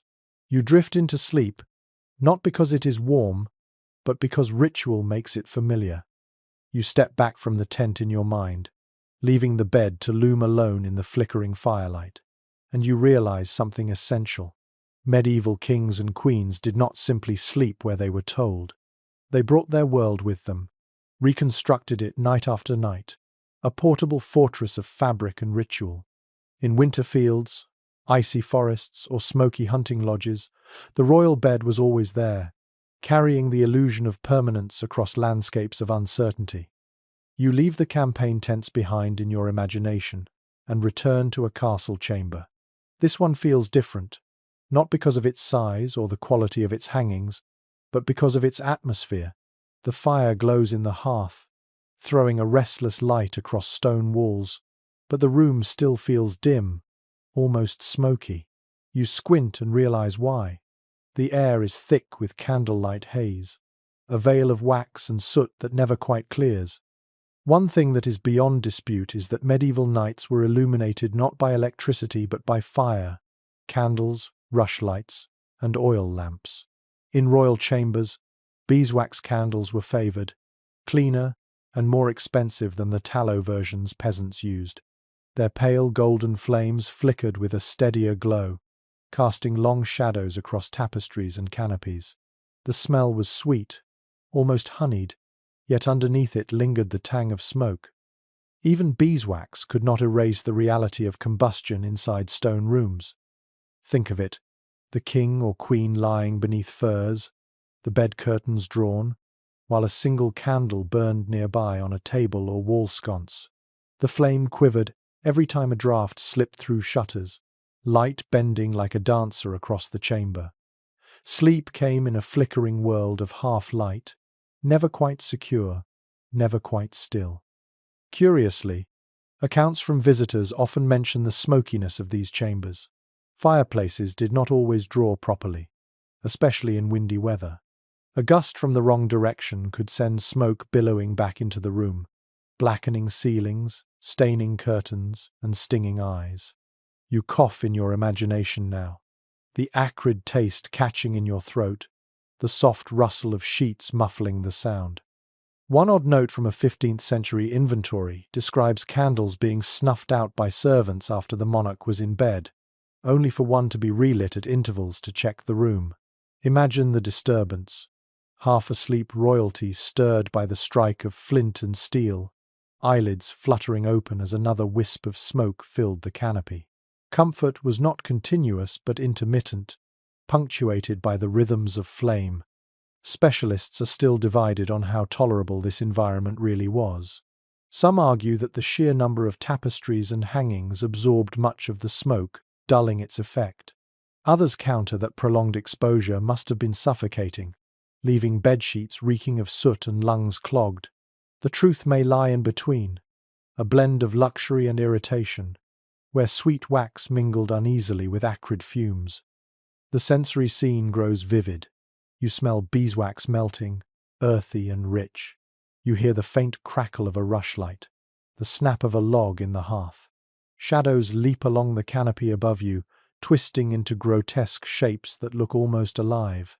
The curtains trap the warmth but also the haze, making the space cozy yet slightly stifling. And there's another curious fact. Lighting was also symbolic. To burn beeswax candles was not merely practical but a sign of wealth, since beeswax was costly to produce and trade. A royal chamber glowing with 10 or 20 candles was more than illuminated, it was flaunting prosperity. Every flicker carried economic weight, every shadow a reminder that commoners were lucky to have even a smoky tallow stub. Imagine the psychological side as well. Flickering light changes perception, making walls waver, and tapestries seem to shift. You lie in bed, eyes heavy, but the patterns on the curtains seem alive in the half-glow. Was that a lion's head? Or did it move just now? Was the figure of St. Michael frowning at you? Or was it only the angle of the flame? Dreams and waking blurred in such a world, fire and shadow conspiring to conjure phantoms. An amusing story survives of a courtier nodding off in a chair near the bedchamber fire, his wig or what passed for one catching a stray spark. The commotion of stamping feet and laughter woke the king himself, who reportedly found the scene so funny that he delayed sleep to watch the poor man's embarrassment. Even in smoky discomfort, moments of humor punctured the solemnity of night. Scholars keep arguing about the psychological effects of all this light and smoke. Was it a comfort, making night less terrifying, or did it keep people half wakeful, their sleep fragmented by shadows and fumes? Some argue that medieval people were accustomed to it, their bodies trained to sleep in shorter cycles. Others insist that disturbed rest shaped their worldview, blending waking life with dreamlike impressions. Either way, the nightly haze left its mark. Now imagine yourself again in that chamber. You lie on a straw feather mattress, wrapped in furs, your nightcap pulled low. A candle sputters beside you, casting a warm glow on your hands. You close your eyes, but light seeps through the curtains. Shadows slip across your eyelids. The fire spits, sending a puff of smoke into the canopy. You turn, cough once, then settle again, halfway between sleep and waking. This was royal comfort, not perfection, but compromise.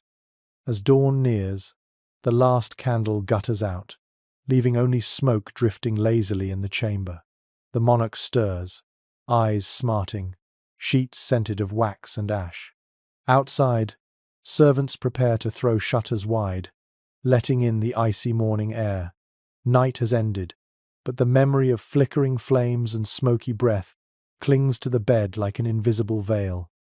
And as you step back into the corridor, you realize medieval sleep was never pure silence or darkness. It was a theater of shadows, illuminated by beeswax and wood smoke, where kings and queens drifted off under a haze that blurred reality and dream.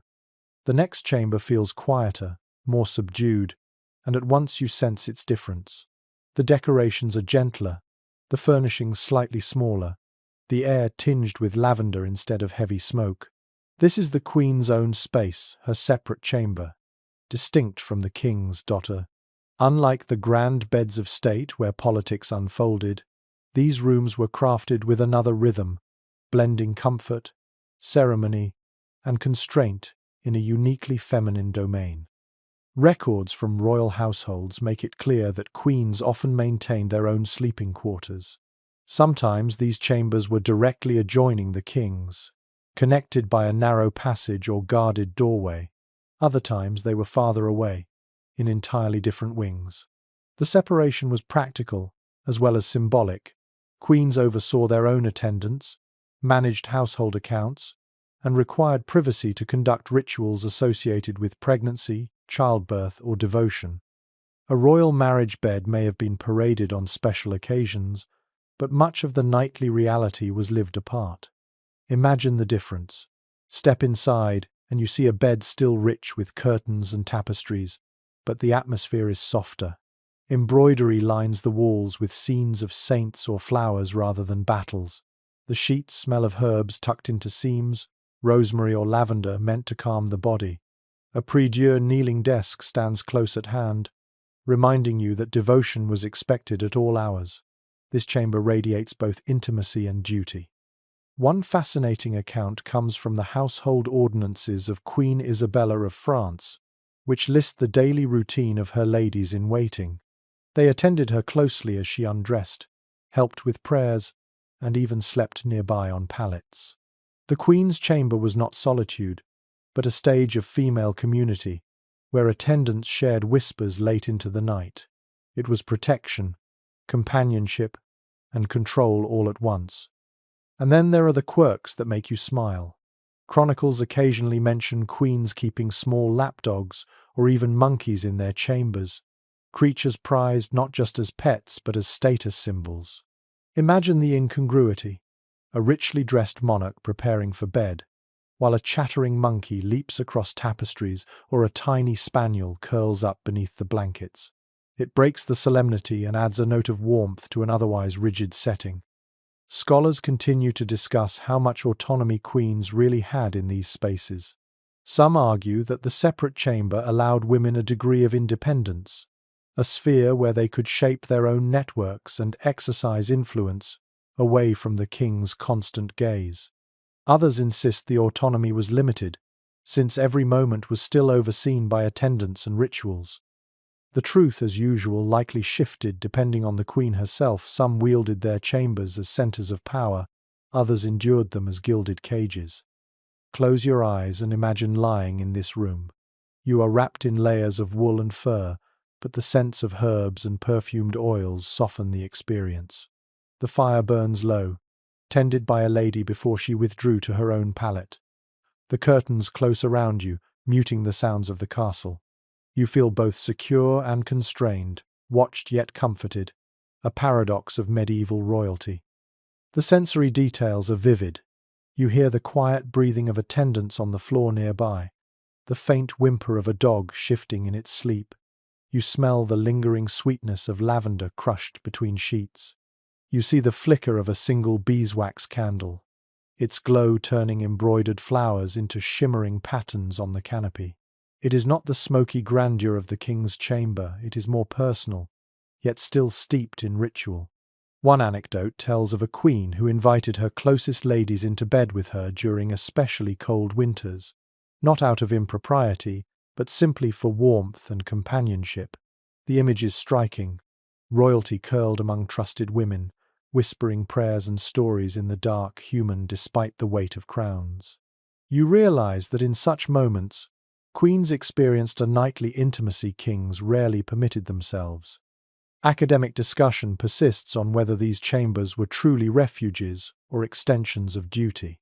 Was the queen's bedchamber a place to rest, or another space for diplomacy, where ladies carried messages and brokered favors?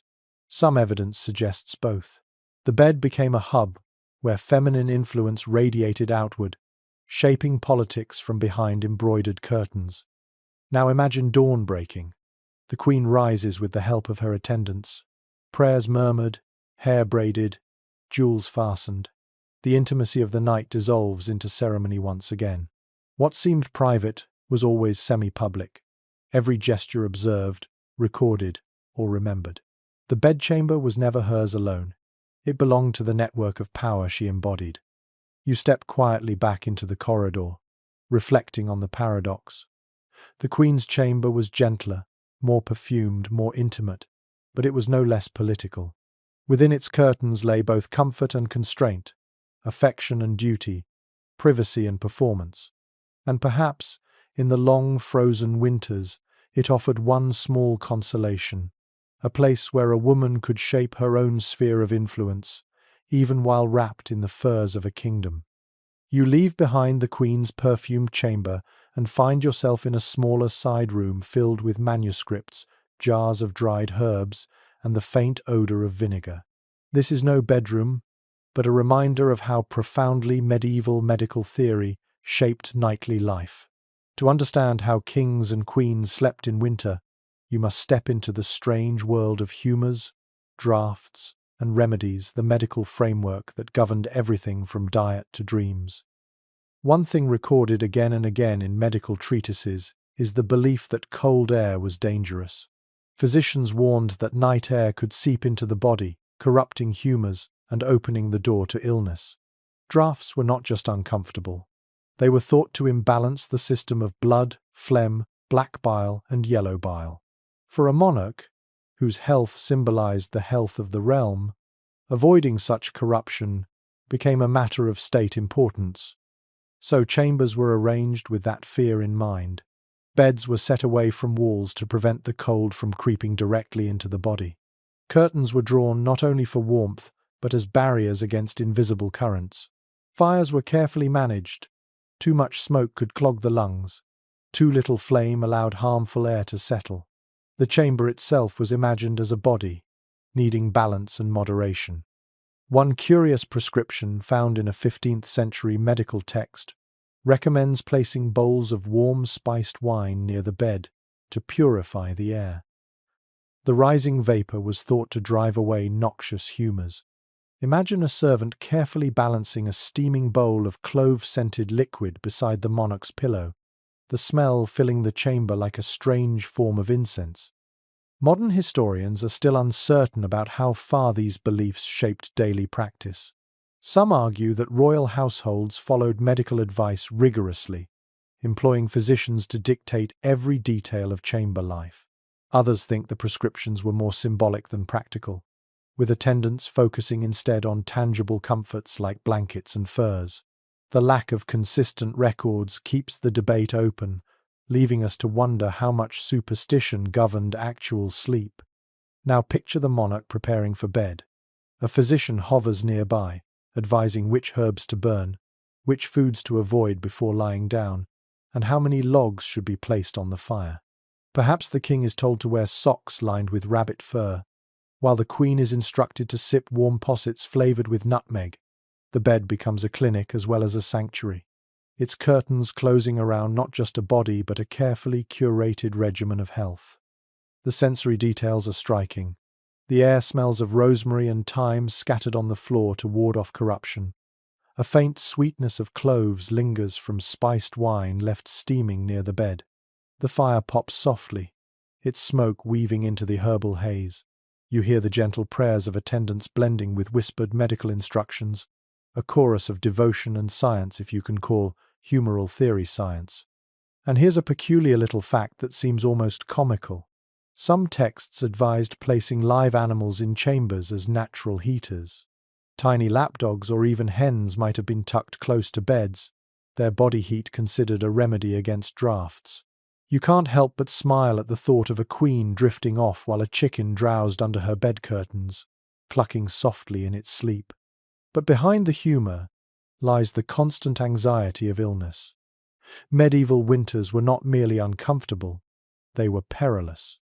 Pneumonia, fevers, and chills could sweep through castles as easily as through peasant huts. And when the monarch fell ill, the kingdom trembled. Every precaution, no matter how odd, was worth attempting. Scholars still discuss whether the obsession with drafts was justified. Was it mere superstition, or did cold air in unventilated stone chambers genuinely contribute to illness? Some argue that the dampness and smoke, combined with chill, could indeed exacerbate respiratory problems. Others think the real danger lay in malnutrition and infection, not air itself. But to a medieval physician, the explanation was clear. Balance the humours, guard against drafts, and the royal body might endure another winter. Now slip beneath the imagined covers yourself. You smell rosemary sprigs stitched into the seams of blankets. You hear the faint bubbling of a pan of wine steaming on a trivet. You feel the odd comfort of wool socks, perhaps damp with sweat but warmer than bare skin. And in the back of your mind lingers the fear that any shiver might herald disease. Sleep here is not pure rest. It is a nightly ritual of medical defense, a fragile hope against invisible dangers. Morning would begin with diagnosis as well. Physicians examined the monarch's complexion, checked the quality of sleep, even inspected urine for signs of imbalance. Dreams themselves were interpreted through humoral theory. Too much black bile might cause nightmares, while an excess of blood might lead to restless tossing. The very act of closing one's eyes was entangled with science, superstition, and symbolism. You step back into the corridor and breathe the cooler air, relieved to escape the haze of herbs and smoke. But you carry with you the realization that in medieval castles, sleep was never simple. It was a medicalized, ritualized act, shaped by fear of draughts and faith in balance. The monarch's body was a kingdom in miniature, guarded not only by soldiers and chamberlains, but by sprigs of rosemary and bowls of steaming spiced wine. You descend a narrow stair into a plainer wing of the castle. The air feels heavier here, and the floor is littered with straw. You are no longer in the gilded chambers of monarchs and queens, but in the spaces where their attendants rested.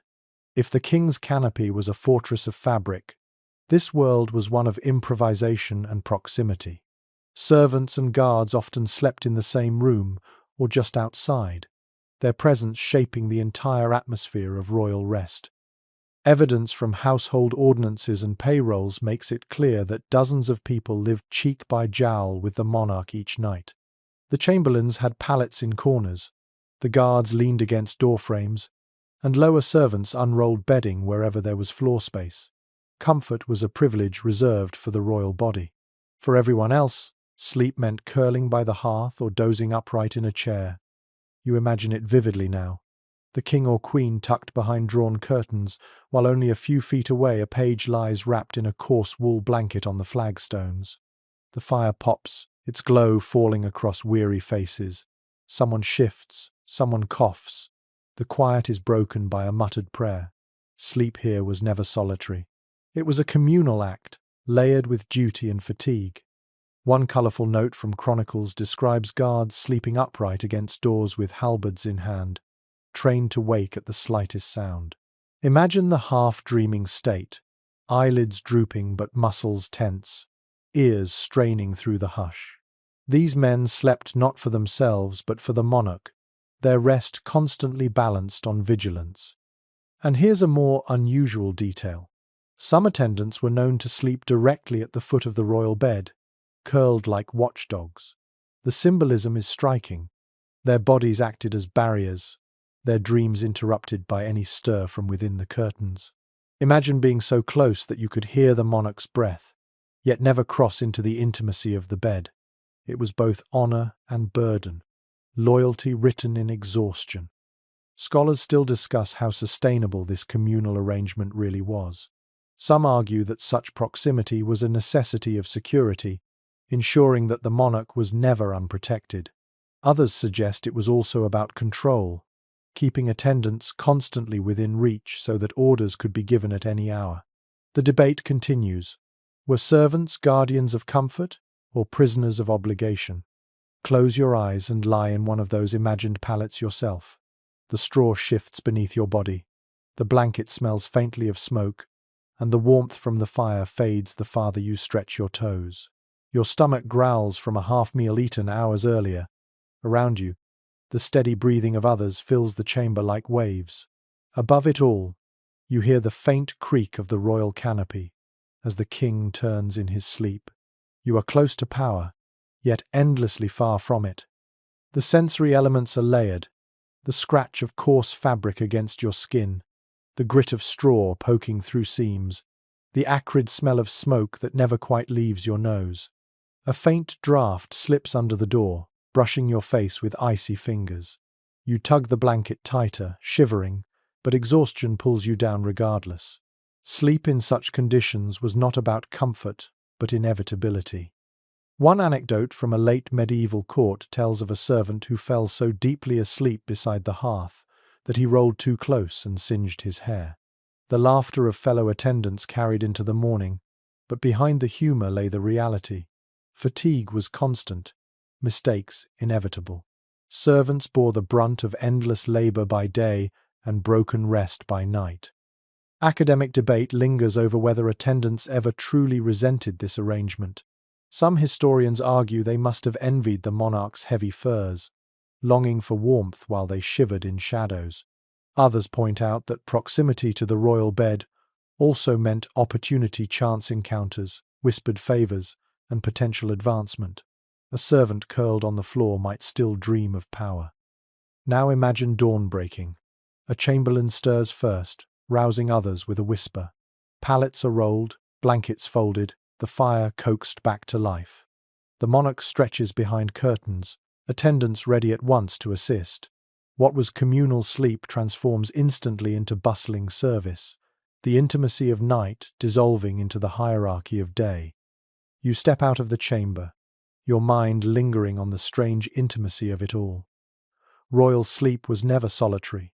It was watched, guarded, and surrounded by a chorus of weary bodies. The king and queen may have been swaddled in velvet, but their rest depended on dozens of exhausted attendants curled on stone floors. Power, it seems, always slept in company. You follow another staircase, one that spirals more tightly, leading to a quieter corner of the castle. Here, the stones feel older, the corridors more echoing.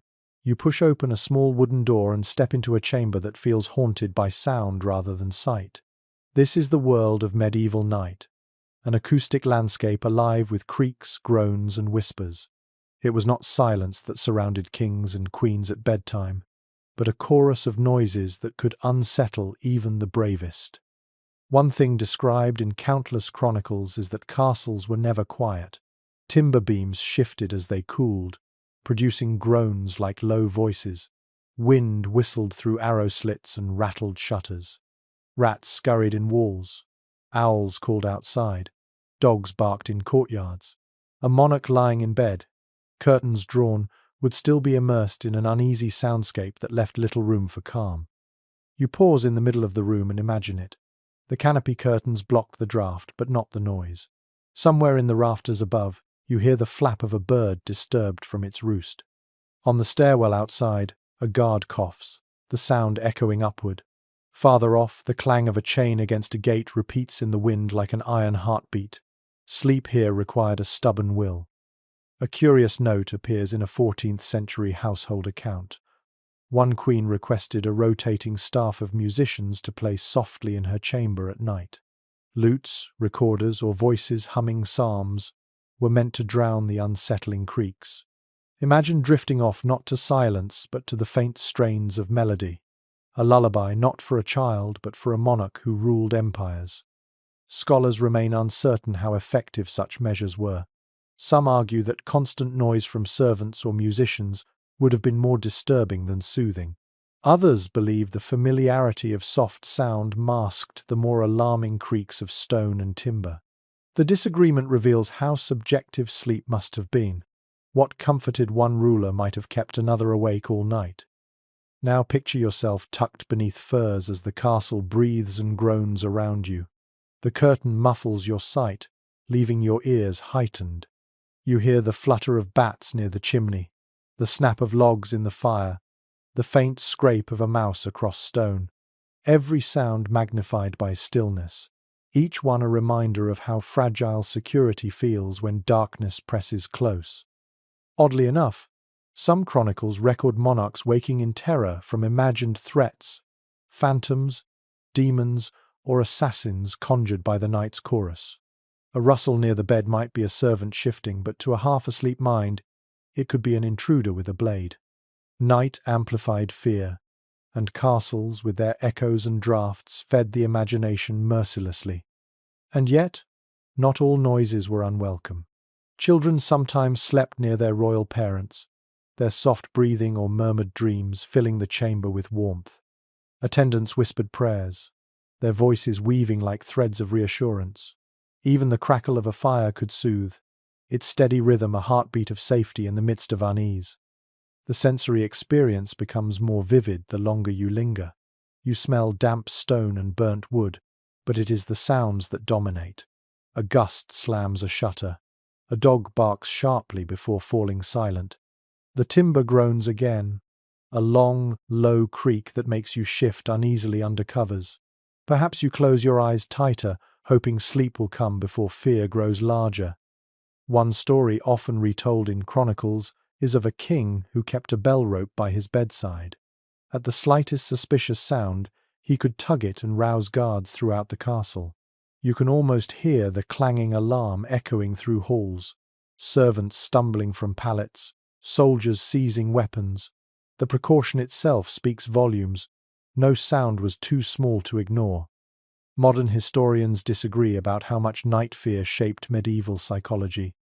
Some suggest it fostered a culture of superstition, where unexplained noises were attributed to spirits or devils. Others argue it was simply accepted as part of life, the natural background of stone architecture. Either way, the soundscape mattered. Kings and queens, no less than peasants, lay awake at times, listening, interpreting, fearing. Now put yourself once more in their place. You lie still, wrapped in wool and fur, eyes closed, ears open. Every creak feels magnified, every whisper heavy with possibility.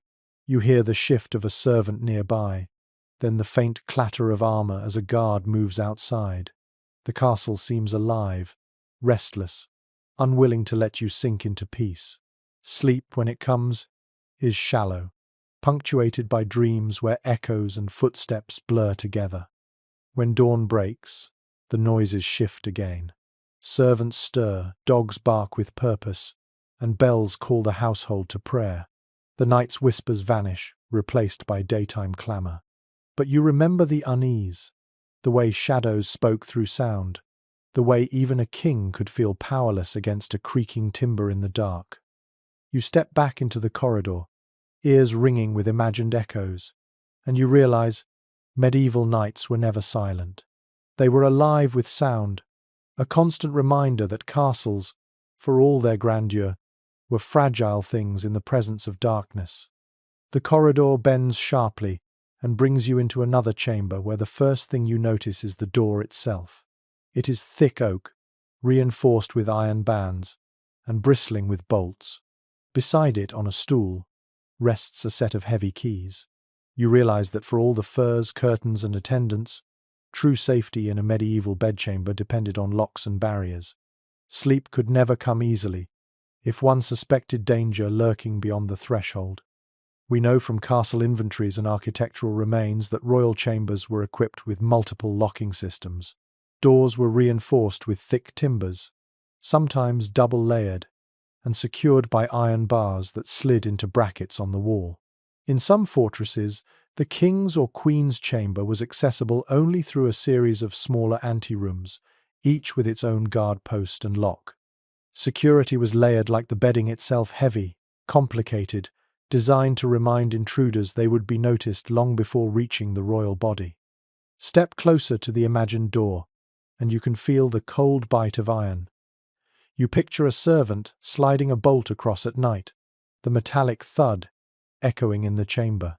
That sound must have been reassuring, a literal barrier drawn between ruler and threat.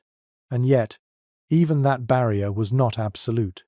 Assassinations in bedrooms were not unknown, and the knowledge that no lock could guarantee safety must have lingered in every restless dream. One curious note appears in Chronicles of Edward II. It was said he often slept in different rooms, changing his location unexpectedly to avoid would-be assassins.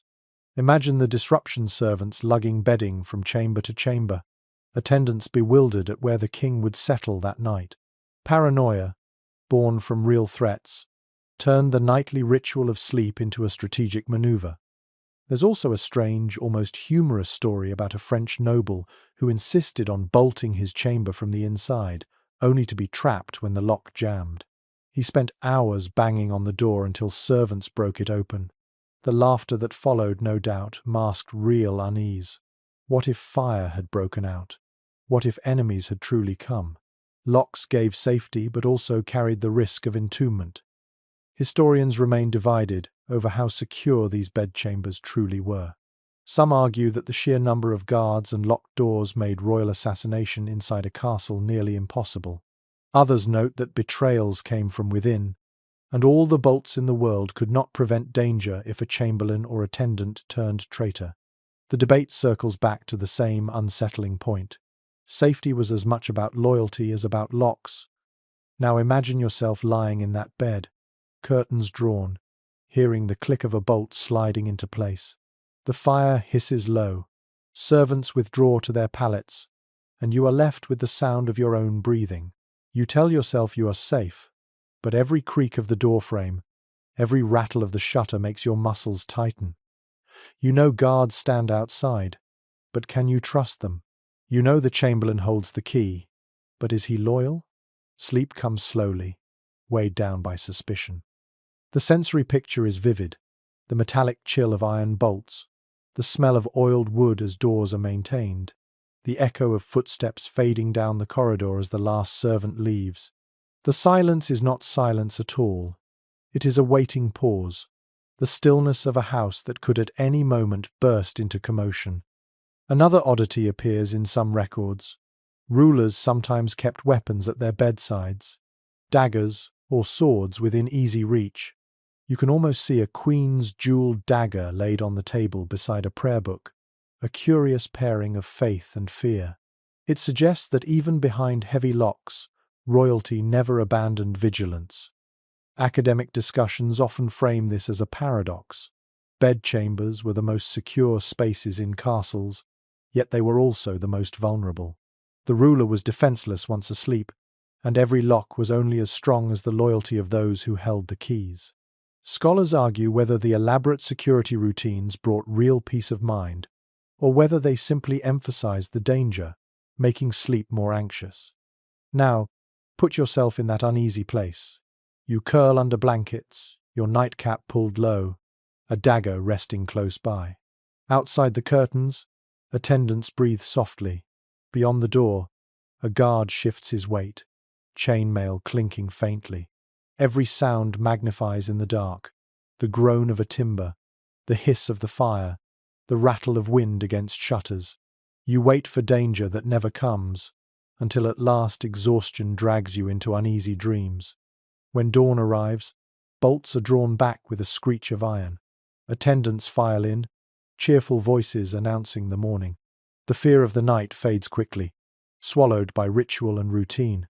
Yet in the back of your mind you remember it, the uneasy knowledge that no matter how thick the door or how many bolts are drawn, sleep is always a gamble.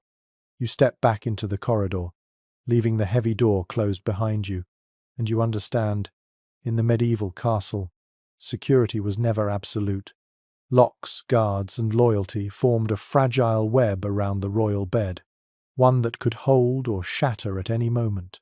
Sleep, for all its rituals, was always shadowed by danger. The next passage takes you not to a royal chamber, but into a cloistered wing attached to the castle's chapel. The walls here are stark, the air cooler, the atmosphere quieter. You realize this is a different kind of sleeping world altogether. Monastic quarters, where the rhythms of prayer and austerity shaped how men and women of God endured winter nights. For kings and queens, the proximity of monasteries and chapels often meant constant comparison. Their own chambers seemed extravagant when measured against the strict simplicity of monastic sleep. From monastic rules like the Benedictine Regula, we know that monks were expected to rest communally in long dormitories. Privacy was rare. Rows of beds or pallets lined the hall, sometimes divided only by thin partitions or curtains. The emphasis was on equality. No single monk's bed was meant to be better than another. Warmth was minimal. Straw mattresses, simple woolen blankets, and perhaps a cloak pulled over the shoulders were all that shielded them from the chill. You pause in the imagined dormitory now. The room smells of straw, wax, and human breath. Windows are narrow, shutters creaking in the wind. A single candle burns at the far end, more symbolic than useful. Silence is demanded, though coughs and sighs punctuate the stillness. The cold presses against everybody equally, a reminder that in this life, humility extended even to sleep. One detail from Cistercian houses stands out. Monks were often required to sleep in their habits, ready to rise instantly for the midnight vigils. Imagine the scratch of coarse wool against bare skin, the tightness of a belt around your waist as you lay on straw. Comfort was sacrificed for readiness, the body treated as a tool for devotion rather than a vessel for luxury. Curiously, records from some nunneries show a small allowance for extra coverings in bitter winters, wool hoods, or fur-lined mantles. You can picture sisters huddling under layers, their prayers whispered through chattering teeth. Even here, hierarchy crept in. Abbesses sometimes enjoyed thicker blankets, though still modest by royal standards. Scholars continue to debate how strongly monastic practice influenced royal life. Some argue that kings and queens, conscious of religious ideals, occasionally adopted austere habits in their chambers, limiting luxury, favoring wool over silk, or sleeping with fewer attendants during seasons of penance. Others insist that royal households rarely imitated true austerity, preferring ceremony over sacrifice. The truth may lie in the symbolism. By acknowledging monastic sleep, monarchs reinforced their connection to piety while rarely embracing its discomfort fully. Now picture the contrast. You step back into a royal chamber after imagining the dormitory. There, furs pile thick, fires burn brighter, attendants hover to ensure warmth. And yet, in the minds of kings and queens, the image of monks shivering on straw beds lingered as a reminder. Perhaps it eased their guilt to know others lived in such devotion. Perhaps it justified their own luxury, framed as necessary for rulers rather than optional for ascetics. The sensory shift is dramatic. In the dormitory, you hear the rustle of straw, the murmur of Latin chants rising before dawn, the shuffle of bare feet across stone. In the royal chamber, you hear whispered counsel, the hiss of braziers, the rustle of silk curtains. Both worlds endured cold, but one embraced it as discipline, while the other fought it with wealth. An unusual anecdote survives from the chronicles of King Louis IX of France, remembered for his piety. He sometimes insisted on sleeping on straw during Lent, even as his courtiers enjoyed feather mattresses. It scandalized some attendants and impressed others, but it highlights the way monastic ideals occasionally invaded royal practice. Whether he slept soundly is another matter entirely. Modern experts remain divided. Did such gestures reflect genuine discomfort, or were they symbolic performances staged for moral authority? Perhaps both.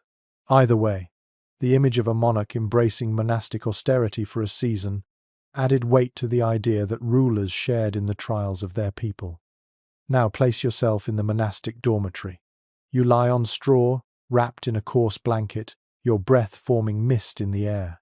Around you, rows of others breathe in unison, their snores and sighs creating a strange harmony. The bell will ring soon, calling you to rise in darkness for prayer. Sleep is shallow, fragmented, shaped by devotion. You doze, wake, doze again, always aware of the cold. Then imagine stepping from that into the Queen's perfumed chamber once more. The shock is profound. Furs heavy on your chest, the warmth of embers glowing, curtains closing you into privacy. The contrast itself becomes part of the narrative of power. Rulers had what monks renounced, yet both worlds claimed legitimacy through their choices.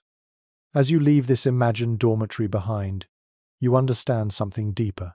Royal sleep was luxurious, yes, but it always carried the shadow of monastic austerity, a reminder that in the eyes of the Church, true devotion lay not in velvet, but in straw.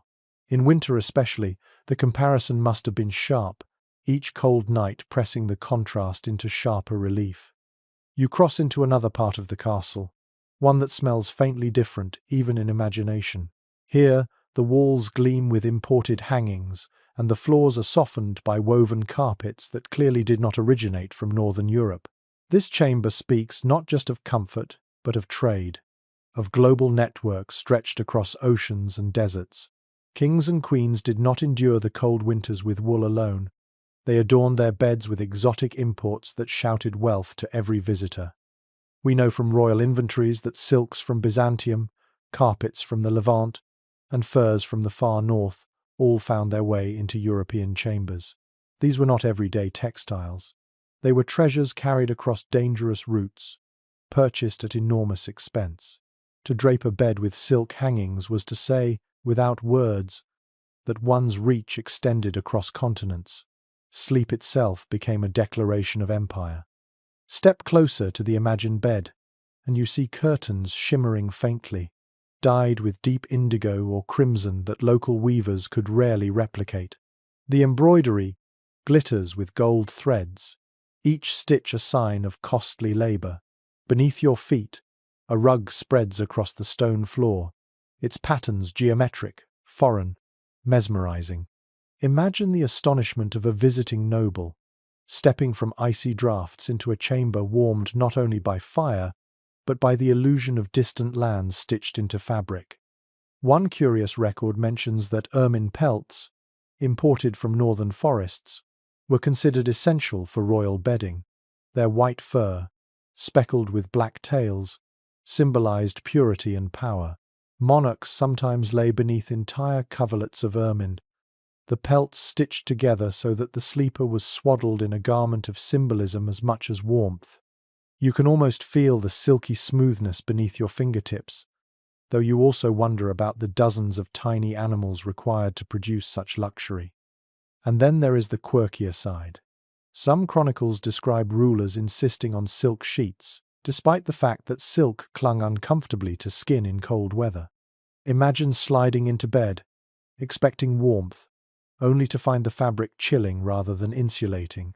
Yet the symbolism of silk outweighed practicality. It was less about comfort and more about spectacle, the statement that the king or queen could afford such finery. Experts remain divided on how widely such imports were actually used. Some argue they were reserved for ceremonial display, brought out when visitors might witness the royal bed. Others believe monarchs used them regularly, indulging in the rarest comforts even when no eyes watched. The disagreement reflects a deeper question. Was exotic bedding a genuine tool of warmth, or was it merely another theatrical layer in the performance of monarchy? Now imagine yourself lying beneath these imports. The silk feels smooth against your skin but offers little insulation.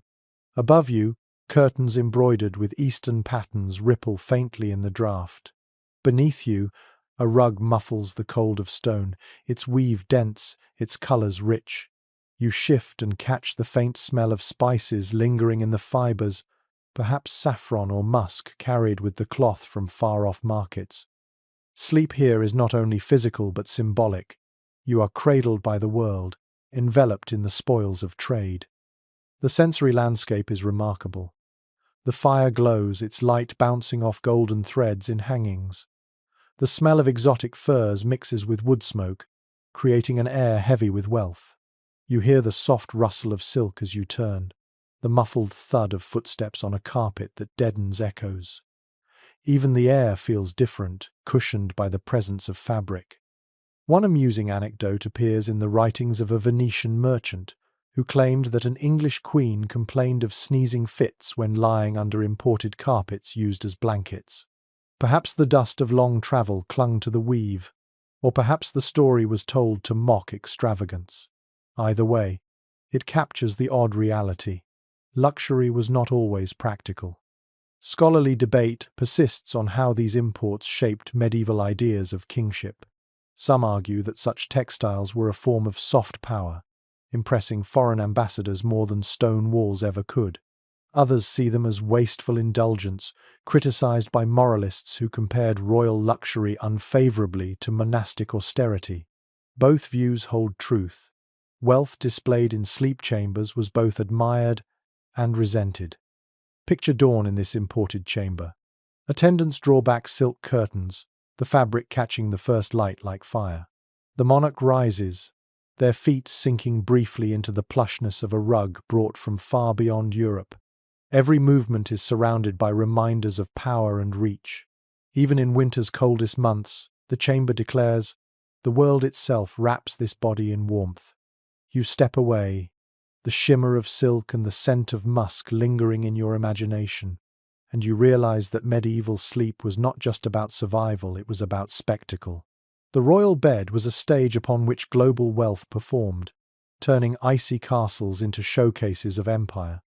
You wander into another chamber, and this one feels different from the start. It isn't the size of the bed, nor the richness of the hangings, but the faint objects left scattered around. Charms stitched into cloth, tiny relics set in ivory boxes, crosses etched into bedposts. Here, sleep was never simply physical. It was a moment of spiritual vulnerability, a liminal crossing into a night filled with invisible dangers. For kings and queens, whose bodies symbolized the realm, such dangers were no small matter. We know from devotional manuals and accounts of household rituals that medieval people feared the night as a time when demons, spirits, and nightmares prowled. Beds became fortified not only with furs and curtains but with prayer and magic. A monarch might have a crucifix hung at the bed's head, a rosary tucked under a pillow, or a saint's relic placed on a bedside table. These were protections as essential as locks and guards. Picture the scene. The queen kneels at her prie-dieu, whispering evening prayers, then slips a small lead token of Saint Catherine under her mattress. The king crosses himself before extinguishing the last candle, muttering charms taught by confessors to ward off evil dreams. Curtains are drawn not only against drafts but against spirits thought to slip through shadows. To us, it might sound superstitious. To them, it was survival. And here is a curious note. Some households sprinkled holy water on beds before the monarch lay down. Imagine attendants moving solemnly around the chamber, flicking droplets across furs and sheets, the smell of sanctity mixing with the musk of wool. It wasn't just about warmth, it was about purity, cleansing the place where body and soul would lie defenseless. One especially odd practice survives in a 14th century text. People sometimes placed knives or iron tools near the bed to ward off demons. The belief was that iron repelled malign forces. You smile at the image of a queen lying beneath silk sheets while, just out of sight, a kitchen knife lay hidden under her pillow not for assassins, but for spirits. Scholars still wrestle with the degree to which royalty truly believed in such protections. Some argue that monarchs, deeply pious, took these rituals as seriously as any villager. Others suggest that rulers performed them more for symbolism, demonstrating their devotion to reassure subjects and church alike. The truth likely blended both, belief and performance interwoven as tightly as the embroidery on their bed curtains. Now imagine lying there yourself. You feel the cool linen sheets beneath your hands, the faint dampness where holy water touched fabric. You smell beeswax from the extinguished candle, mingled with rosemary sachets tucked near the pillow. Your fingers brush the small edge of a reliquary hidden under cloth. As you close your eyes, the fire hisses in the hearth, and you whisper a final prayer. Fear does not vanish, but it lessens. Ritual soothes. The sensory world is full of contrast. Sacred objects glow faintly in candlelight, yet the shadows beyond the curtains feel deeper, alive. The smell of incense lingers from prayers said earlier, mixing with smoke. You hear a servant outside reciting a psalm, his voice carrying softly through the door. Even in silence, the room feels inhabited by saints, by symbols, by unseen guardians. One quirky story recorded by chroniclers tells of a king who insisted on having relics sewn directly into his bedclothes. Over time, the relics frayed fabric and annoyed attendants tasked with repairs. But the king refused to part with them, convinced they protected his dreams from evil visions. It's almost comic, yet it reveals how profoundly rulers treated sleep as a vulnerable threshold. And still, debate lingers among historians.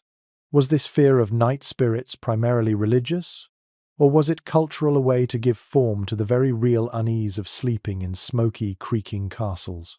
Some scholars argue the rituals were psychological, soothing anxieties born of drafts and noises. Others insist that piety itself drove practice, that kings and queens truly believed demons lurked at the bed's edge. The disagreement persists, as murky as the shadows of a medieval night. Now slip again into that role. You lie beneath layers of fur, your breath fogging the air. At your side rests a crucifix. At your feet a charm stitched into the bedspread. You hear the mutter of attendants outside the curtains, the soft padding of a dog shifting near the hearth. The castle creaks, wind whistles, but you cling to the sense that unseen guardians keep watch. Sleep comes not because the room is warm, but because it has been fortified with prayer and symbol. When dawn breaks, the first light touches relics on the table, glinting faintly. The Queen's token is retrieved, the King's charm set back into its case, and attendants whisper prayers of thanks. Night has been survived, not only through blankets and fires, but through faith. You step out of the chamber, leaving behind its faint aura of incense and secrecy, and you realize, for medieval royalty, sleep was never merely physical rest. It was a spiritual crossing, a nightly battle against invisible forces, fought with crucifixes, charms, and whispered words in the dark. You climb back toward the upper levels of the keep, where the air grows colder again, and you step into a chamber that looks almost deserted. The hearth here is little more than a hollow in the wall, the bed smaller, the curtains thinner. Yet this is no servant's corner. This is a reminder that in some castles, especially during long winters, kings and queens abandoned their grand ceremonial rooms to occupy smaller, warmer chambers tucked deep within the walls. Surviving building plans show that many castles contained inner chambers, or closets, attached to the great bedchambers. These were narrow, insulated spaces where heat could be trapped more effectively. The grand canopy bed might remain for display, but the actual sleep sometimes took place in what looks, to modern eyes, like a modest side room. The logic was simple. Less space meant less cold. Step inside this imagined room and notice how the walls close around you. The ceiling is lower, the door smaller, and the hearth surprisingly close to the bed. Smoke curls up the chimney, warming the chamber more efficiently than in the vast halls. You can almost feel relief here. At last, a space where the fire makes a real difference. One record from the Burgundian court describes how a duke preferred to sleep in such an inner closet during January, while keeping his ceremonial bedchamber on display to visitors. Imagine the dual existence. One bed of velvet and ermine to show the world, another plainer but warmer bed, where real rest was possible. The split reveals the paradox of royal life: image for the public, practicality for the private. And here's a curious little note. In some castles, these side rooms were so small that attendants could barely squeeze in. Servants sometimes slept just outside the door, ready to respond if called, but unable to crowd inside. The monarch, for once, enjoyed a sliver of privacy, though it came at the price of cramped quarters. Experts remain divided on how common this practice really was. Some argue that most monarchs spent winters in these smaller heated closets, abandoning the grand chambers entirely. Others insist it was the exception, that ritual and display demanded the monarch remain visible, even at night. The uncertainty lingers, a reminder of how easily practical realities slip out of the historical record. Now imagine yourself lying in this inner chamber. The bed is smaller, the covers fewer, but the warmth is immediate. The fire's glow reaches you without needing to cross a cavernous space. The walls trap heat instead of bleeding it away. You shift under blankets and feel, for the first time in this journey, something approaching real comfort. Yet even here, the door creaks when a guard shifts outside, reminding you that privacy was never complete. The sensory details sharpen. You smell the sharper tang of smoke, thicker in a confined space. You hear the hiss of logs catching flame, louder because the room is so small. You see light bouncing across close stone walls, the shadows less grand but more intimate. The warmth of the fire finally seeps into your bones, though it also leaves the air stuffy. You tug your nightcap lower and breathe deeply, grateful for heat if not for freshness. One amusing anecdote describes a nobleman who so enjoyed his heated closet that he refused to return to his great chamber for weeks, forcing attendants to hold court in a space barely large enough for 4 people. The chronicler noted, with sly humour, that politics carried on among the bedposts and boots, as though even governance had been shrunk by the confines of the room. The scholarly discussion here focuses on symbolism versus practicality. Was the shift to inner chambers an admission that castles failed to provide true comfort, or was it a clever adaptation, a sign of ingenuity? Some argue it undermined royal majesty, reducing kings to creatures huddling for warmth. Others insist it showed resilience, the ability to adapt without losing face. The lack of consensus reminds you that history often balances between perception and reality. Slip back into the bed once more. You lie curled tightly, the covers drawn close. The fire pops, sending warmth across your face, but the rest of the chamber feels thick with smoke. You cough lightly, then drift toward sleep anyway, soothed by the nearness of the fire. Outside, guards shift uneasily, listening for movement. For a few short hours, warmth triumphs over grandeur. Morning here looks different too.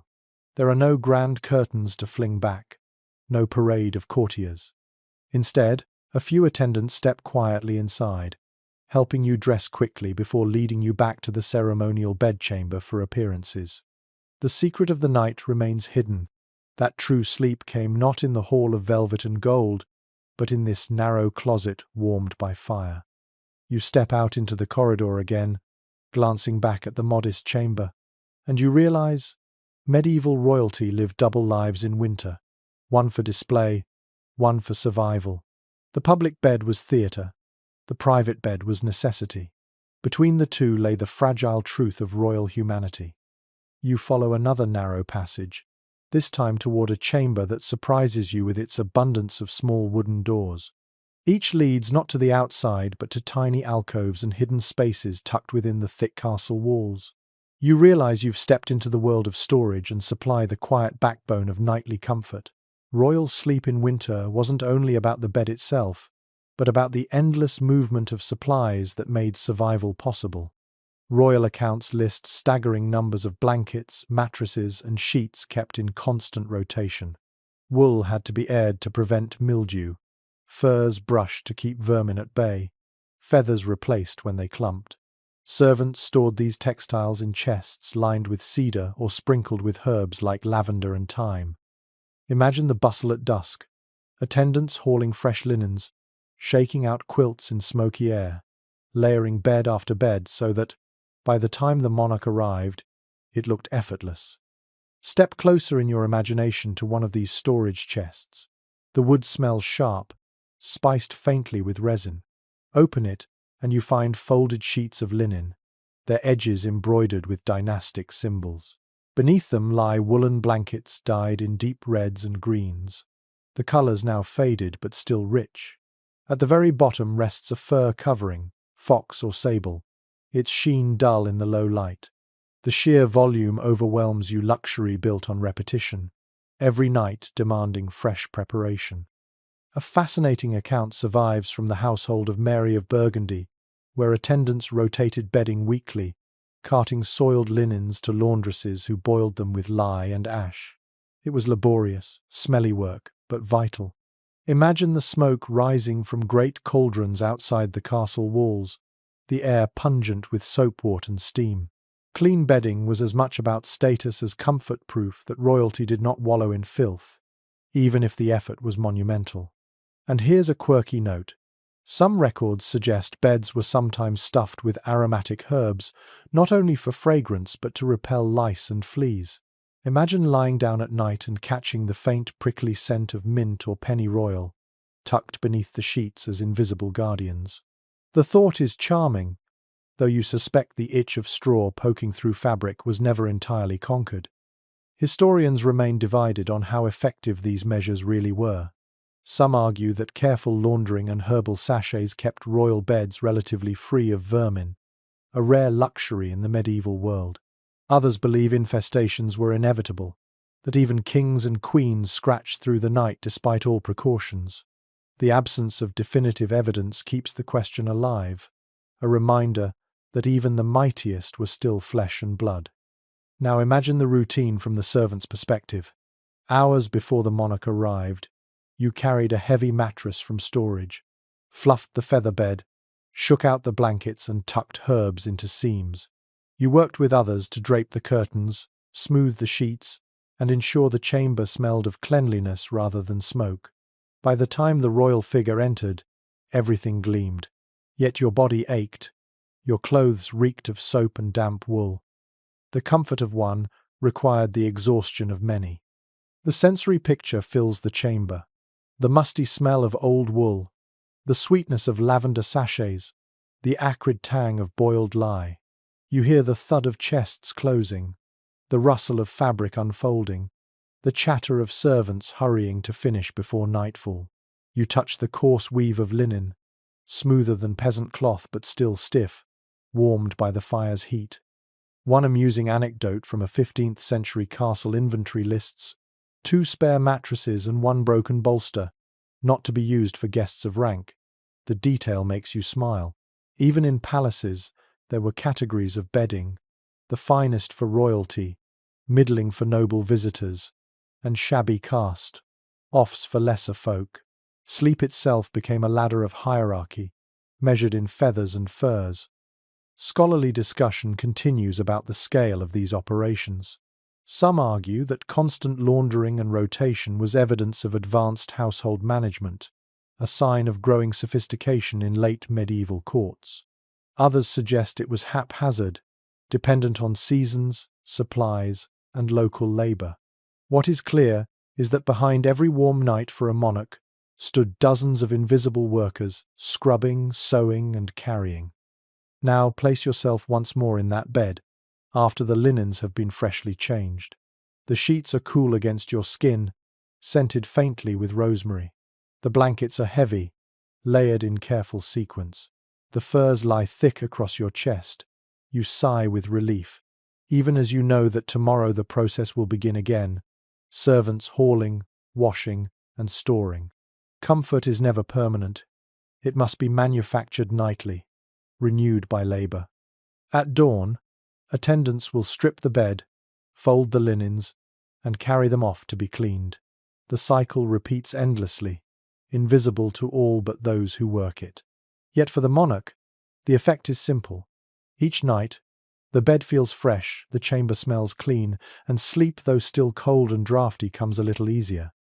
You step back into the corridor and glance once more at the storage alcoves, and you realize medieval kings and queens did not sleep alone. They slept on the backs of servants, laundresses, weavers, and hunters, whose endless labor filled chests with warmth. Every blanket was a chain in the machinery of survival, every sheet a link between power and toil. You wander farther down a long gallery, past tall windows shuttered against the winter wind. At the end, a chamber opens that feels unusually airy, lined with large arched windows now covered with wooden boards. You sense that this room was never meant for deep winter rest. Yet here it is a reminder of the tension between luxury and practicality. Castles were built to impress, and their grandest chambers often betrayed their owners during the coldest months. Contemporary descriptions reveal that the largest rooms, sometimes called great chambers or solar apartments, were designed for ceremony more than comfort. High ceilings displayed wealth. Vast fireplaces impressed visitors, and multiple windows let in streams of light. But in winter, these same features turned chambers into frozen caves. Heat rose toward rafters, windows leaked draughts, and stone absorbed every ember. Kings and queens who insisted on sleeping in such spaces faced long, restless nights despite all their furs and curtains. Step into the imagined chamber and notice the contrast. The bed is colossal, its canopy soaring like a small roof. The fireplace yawns wide, its flames flickering against stone, but the air beyond its reach is icy. Curtains ripple as invisible currents slip past shutters.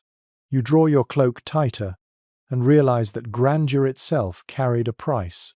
space that looked magnificent but bled warmth at every seam. One intriguing account comes from the household of Richard II, whose palace at Sheen boasted magnificent large windows.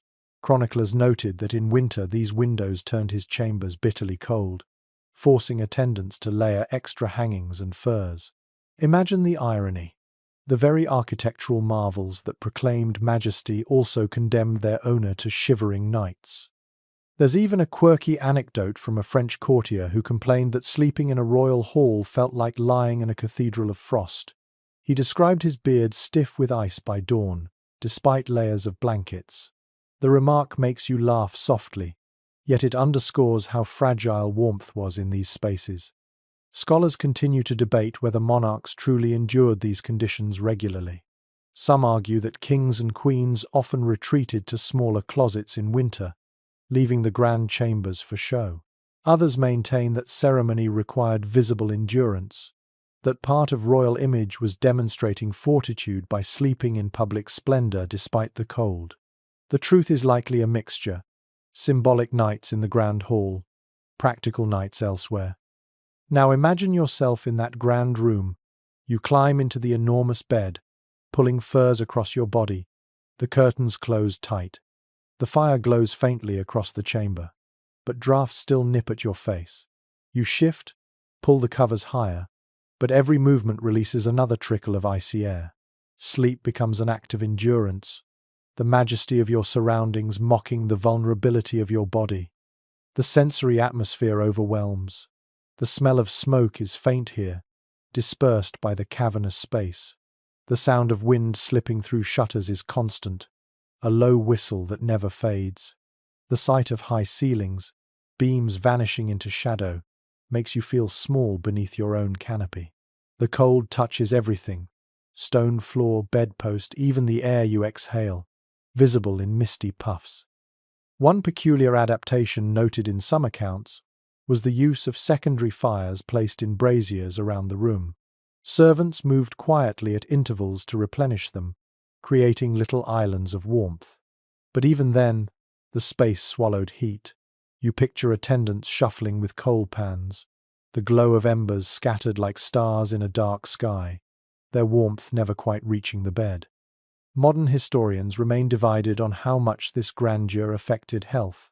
Some argue that the cold in such chambers contributed to recurring illnesses, draining vitality. Others suggest that rulers simply accepted it, their bodies hardened by years of exposure. The lack of definitive evidence means we're left to imagine the constant negotiation between majesty and misery. Now place yourself there again. You roll over, furs heavy, curtains drawn, but a draught still finds you. You dream fitfully, disturbed by the whistle of wind and the groan of beams. When you wake, frost clings to the inside of shutters, and your breath lingers white in the air. You shiver, realizing that even surrounded by wealth, you have spent the night in a frozen monument. At dawn, attendants fling open the curtains, revealing your disheveled hair, red nose, and weary eyes. Yet to courtiers who bow low, the spectacle is unchanged. The monarch has risen from a bed of state, surrounded by magnificence. The truth of the night remains hidden, swallowed by ceremony. You step back into the corridor and glance once more at the vast chamber, and you realize medieval kings and queens often slept in rooms designed more for appearances than for warmth. Winter nights here were trials of endurance disguised as grandeur. To occupy such a bed was to prove not only majesty but also resilience, a nightly reminder that power carried its own form of discomfort. The passage turns again, and you find yourself in a smaller, quieter hall, where the air feels almost warmer, though the fireplace is long dead. It dawns on you that not every royal night was passed alone with furs, fire, and whispered prayers. Sometimes, kings and queens chose out of custom, out of necessity, or out of sheer survival to share their beds with others. Not always in the way scandalous tales suggest, but in arrangements that blurred lines between intimacy, politics, and practicality. From chronicles and court ordinances, we know that bed sharing was not unusual in the medieval world. Even among nobles, It was common for two or more individuals to sleep in the same bed. Privacy was rare, and warmth was precious. For monarchs, the practice carried multiple meanings, sometimes ceremonial, sometimes practical, sometimes strategic. A shared bed was never just a place of sleep. It was a living symbol of alliance, affection, or necessity. Picture the royal bed in winter, its curtains drawn, its furs piled high. Now imagine another body beneath those covers. A spouse, of course, but also at times a child, a favoured attendant, or even a visiting dignitary. Such intimacy shocks modern sensibilities, but to medieval rulers it was part of the fabric of life. One fact preserved in household accounts is that children of kings and queens occasionally slept in their parents' chambers, sometimes even in the royal bed, until they were considered old enough for their own attendance. Imagine the little body of a prince curled between velvet and fur, his small breaths mingling with those of his parents. The presence provided warmth, yes, but also a reminder that dynasties were flesh before they were lineage. And then there are the stranger notes, ambassadors recorded, with a mixture of awe and discomfort, being invited to share a bed with royalty or nobility as a sign of trust. To lie beside someone was the ultimate gesture of confidence. Yet one can only picture the awkwardness, the shuffle of limbs, the forced casualness, the unspoken tension of diplomacy played out under blankets. Scholars continue to debate the frequency and meaning of such arrangements. Some insist that bed-sharing among royalty was mostly symbolic, used in specific ceremonies of trust. Others argue that the practice was genuinely practical in icy winters, when a second body meant real survival against the cold. Both views may be right. The evidence suggests variability, sometimes ceremony, sometimes necessity. Now imagine yourself as the monarch on a bitter January night. You lie under fur covers, and a trusted attendant settles on the outer edge of the bed to keep watch. The heat radiates, doubling your comfort, but the presence is both soothing and claustrophobic. You turn and hear the faint rustle of fabric, the sigh of another body drifting into dreams. Privacy vanishes, yet warmth blooms. The sensory experience is striking. The bed feels narrower, though its frame is wide. The covers are heavier with two sets of limbs shifting beneath them. The air smells of shared breath, wool, and perhaps spiced wine consumed before lying down. The fire crackles faintly, but it is the warmth of the person beside you that truly shields you from the draught creeping under the curtains. One amusing anecdote tells of a noble who shared a bed with a king on campaign, and later boasted of it as though it were the highest of honours. He described, with comic frankness, how the monarch snored so loudly that he considered stuffing his ears with wool.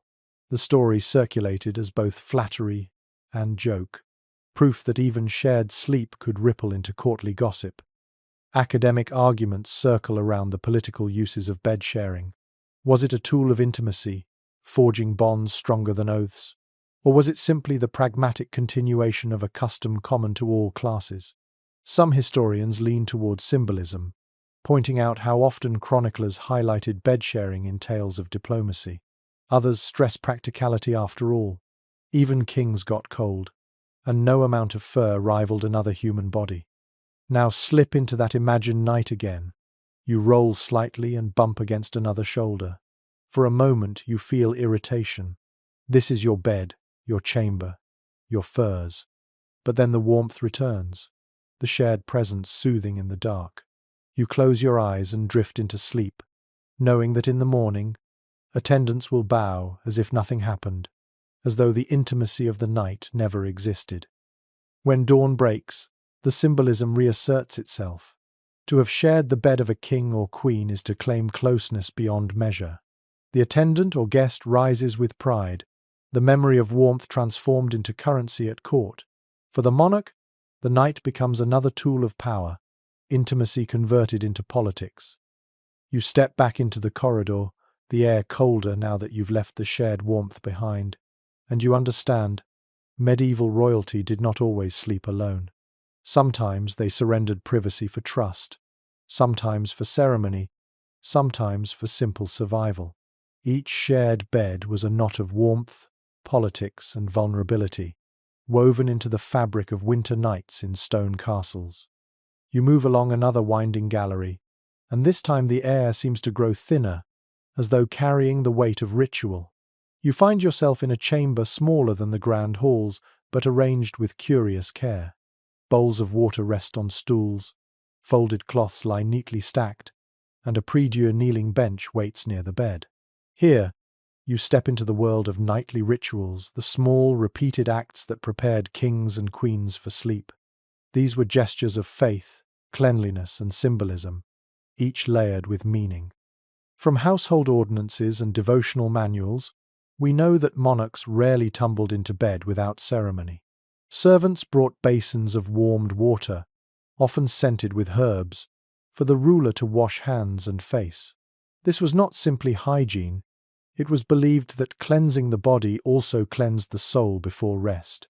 Imagine the monarch dipping fingers into the basin, steam rising faintly, the water catching torchlight as attendants offered cloths. Afterward came prayers. Queens and kings knelt beside their beds, sometimes alone, sometimes joined by chaplains or ladies in waiting. Psalms were murmured, the Pater Noster recited, and sometimes entire litanies spoken softly in candlelight. The act was both devotion and performance, an intimate ritual watched by attendants who carried stories back into the wider household. One well-recorded fact is that monarchs often made the sign of the cross over their bed before lying down. The gesture sanctified the space, marking the bed not only as furniture but as a temporary altar of the body. Curtains were drawn afterward with care, as though sealing the sanctity inside. And then there are the quirks that add texture. Some accounts mention rulers drinking possets before bed, warm milk or wine, spiced with nutmeg or cinnamon. The mixture was thought to aid digestion and calm the body for sleep. Picture a king sipping slowly from a silver cup while servants hovered, waiting for the signal to withdraw. The flavor was heavy, sweet, and soothing, the medieval equivalent of a nightcap in more ways than one. Historians continue to discuss the exact purpose of these nightly rituals. Were they primarily religious, reinforcing the monarch's image as pious protector of the realm? Or were they pragmatic, small comforts meant to coax weary bodies into rest? Some argue for both, that religion and comfort were so entwined that separating them is impossible. The debate lingers, unresolved, like the faint fragrance of herbs in a steaming basin. Now imagine yourself stepping into that role. You dip your hands into warm water, the heat loosening tension from cold, stiffened fingers. You dry them on embroidered linen, soft and faintly scented with lavender. You kneel at the prie-dieu, murmuring familiar words while the fire pops behind you. Your body leans into rhythm, repetition calming the mind. The night still waits, heavy and cold, but you feel lighter, cleansed, prepared. The sensory details fill the chamber, the soft slosh of water in basins, the fragrance of herbs rising with steam, the faint creak of wood as you kneel. Candles flicker, casting small halos of light across painted saints on the wall.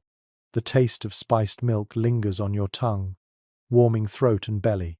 You crawl into bed wrapped in the aura of ritual, as though faith itself were a blanket. One unusual anecdote describes a queen who insisted her attendants recite a lullaby-like prayer aloud while she drifted into sleep. The words repeated rhythmically, almost chant-like, until her breathing deepened. It is strangely tender, suggesting that even the most powerful sometimes craved the simple comfort of sound at bedtime. Scholars have argued whether these rituals were genuinely effective for sleep or whether they were more about projection. Was the monarch praying out of faith or out of habit performed for others' eyes? The truth may not matter. What mattered was the act itself, repeated nightly, creating continuity between days of chaos and nights of rest. Now picture the chamber after the ritual's end. The attendants withdraw, the basin of water is carried away, and silence returns. You lie under furs, your body tingling faintly from warmth and prayer. Outside the curtains, the world is still cold and dangerous, but inside them, You are wrapped not only in fabric, but in habit, tradition, and belief. Ritual becomes shield. At dawn, the cycle reverses. Attendants bring basins again, this time for washing away sleep. Morning prayers replace evening litanies. The cup of posset is replaced with bread or spiced ale. What was sanctified at night is renewed in daylight. The rhythm continues, unbroken, stitching life together with gestures that were as much about the soul as about the skin. You step back into the corridor, leaving behind the quiet sanctity of ritual, and you realize medieval kings and queens did not simply fall asleep. They were ushered into rest by prayer, water, words, and symbols. Sleep was not absence but ceremony, a nightly passage from power to vulnerability, framed by faith and performance alike. You follow another twisting stair that leads into a long gallery lined with portraits. Their painted faces seem to watch you as you walk, reminding you that royal sleep was never purely private. It was always watched, recorded, and remembered. And here, in this chamber, you come face to face with the way winter nights in bed shaped public image. For kings and queens, the bed itself could become a stage where politics, ceremony, and spectacle converged. We know from household ordinances and diplomatic reports that the royal rising and royal retiring were semi-public rituals in many courts. The bedchamber, far from being a sealed-off refuge, was sometimes thrown open at the edges of day. Courtiers filed in to watch the king or queen prepare for rest, or to observe the morning routine of prayers, washing, and dressing. In France, this ritual became known as the coucher and lever. In England, similar customs evolved. Imagine it, dozens of eyes upon you as you stretch beneath blankets, attendants bustling to draw curtains while noble petitioners waited their turn to whisper requests. Picture the scene vividly. The bed stands raised on a dais, the canopy heavy with gold embroidery. Courtiers crowd the room, their breath fogging in the cold air. The monarch reclines in state, propped on pillows, perhaps still speaking with ministers about treaties or taxes. Curtains may be half drawn, suggesting both intimacy and authority. To lie in bed before an audience might feel absurd to you, but to them it projected majesty, a body set apart even in its vulnerability. One fascinating record comes from the French Valois court, where ambassadors noted the strangeness of being received while the king was still in bed. They described the surreal mixture of grandeur and intimacy, being close enough to see the sovereign's nightshirt yet far enough to bow to the embroidered canopy. It was both privilege and intimidation. And then there are the odder details. Some chronicles describe attendants fussing with the royal pillows, deliberately adjusting them in front of visitors to underline how pampered the monarch was. Imagine the irritation. You're trying to fall asleep, but the choreography continues, your attendants transforming your fatigue into spectacle. The irony is sharp royal exhaustion turned into political theatre. Historians remain divided over how monarchs felt about this ritualized exposure. Some argue it enhanced their aura, making them seem distant and divine by blurring the line between public and private. Others believe it was resented, that rulers longed for solitude but accepted ceremony as the cost of power. The lack of consistent testimony keeps the question alive.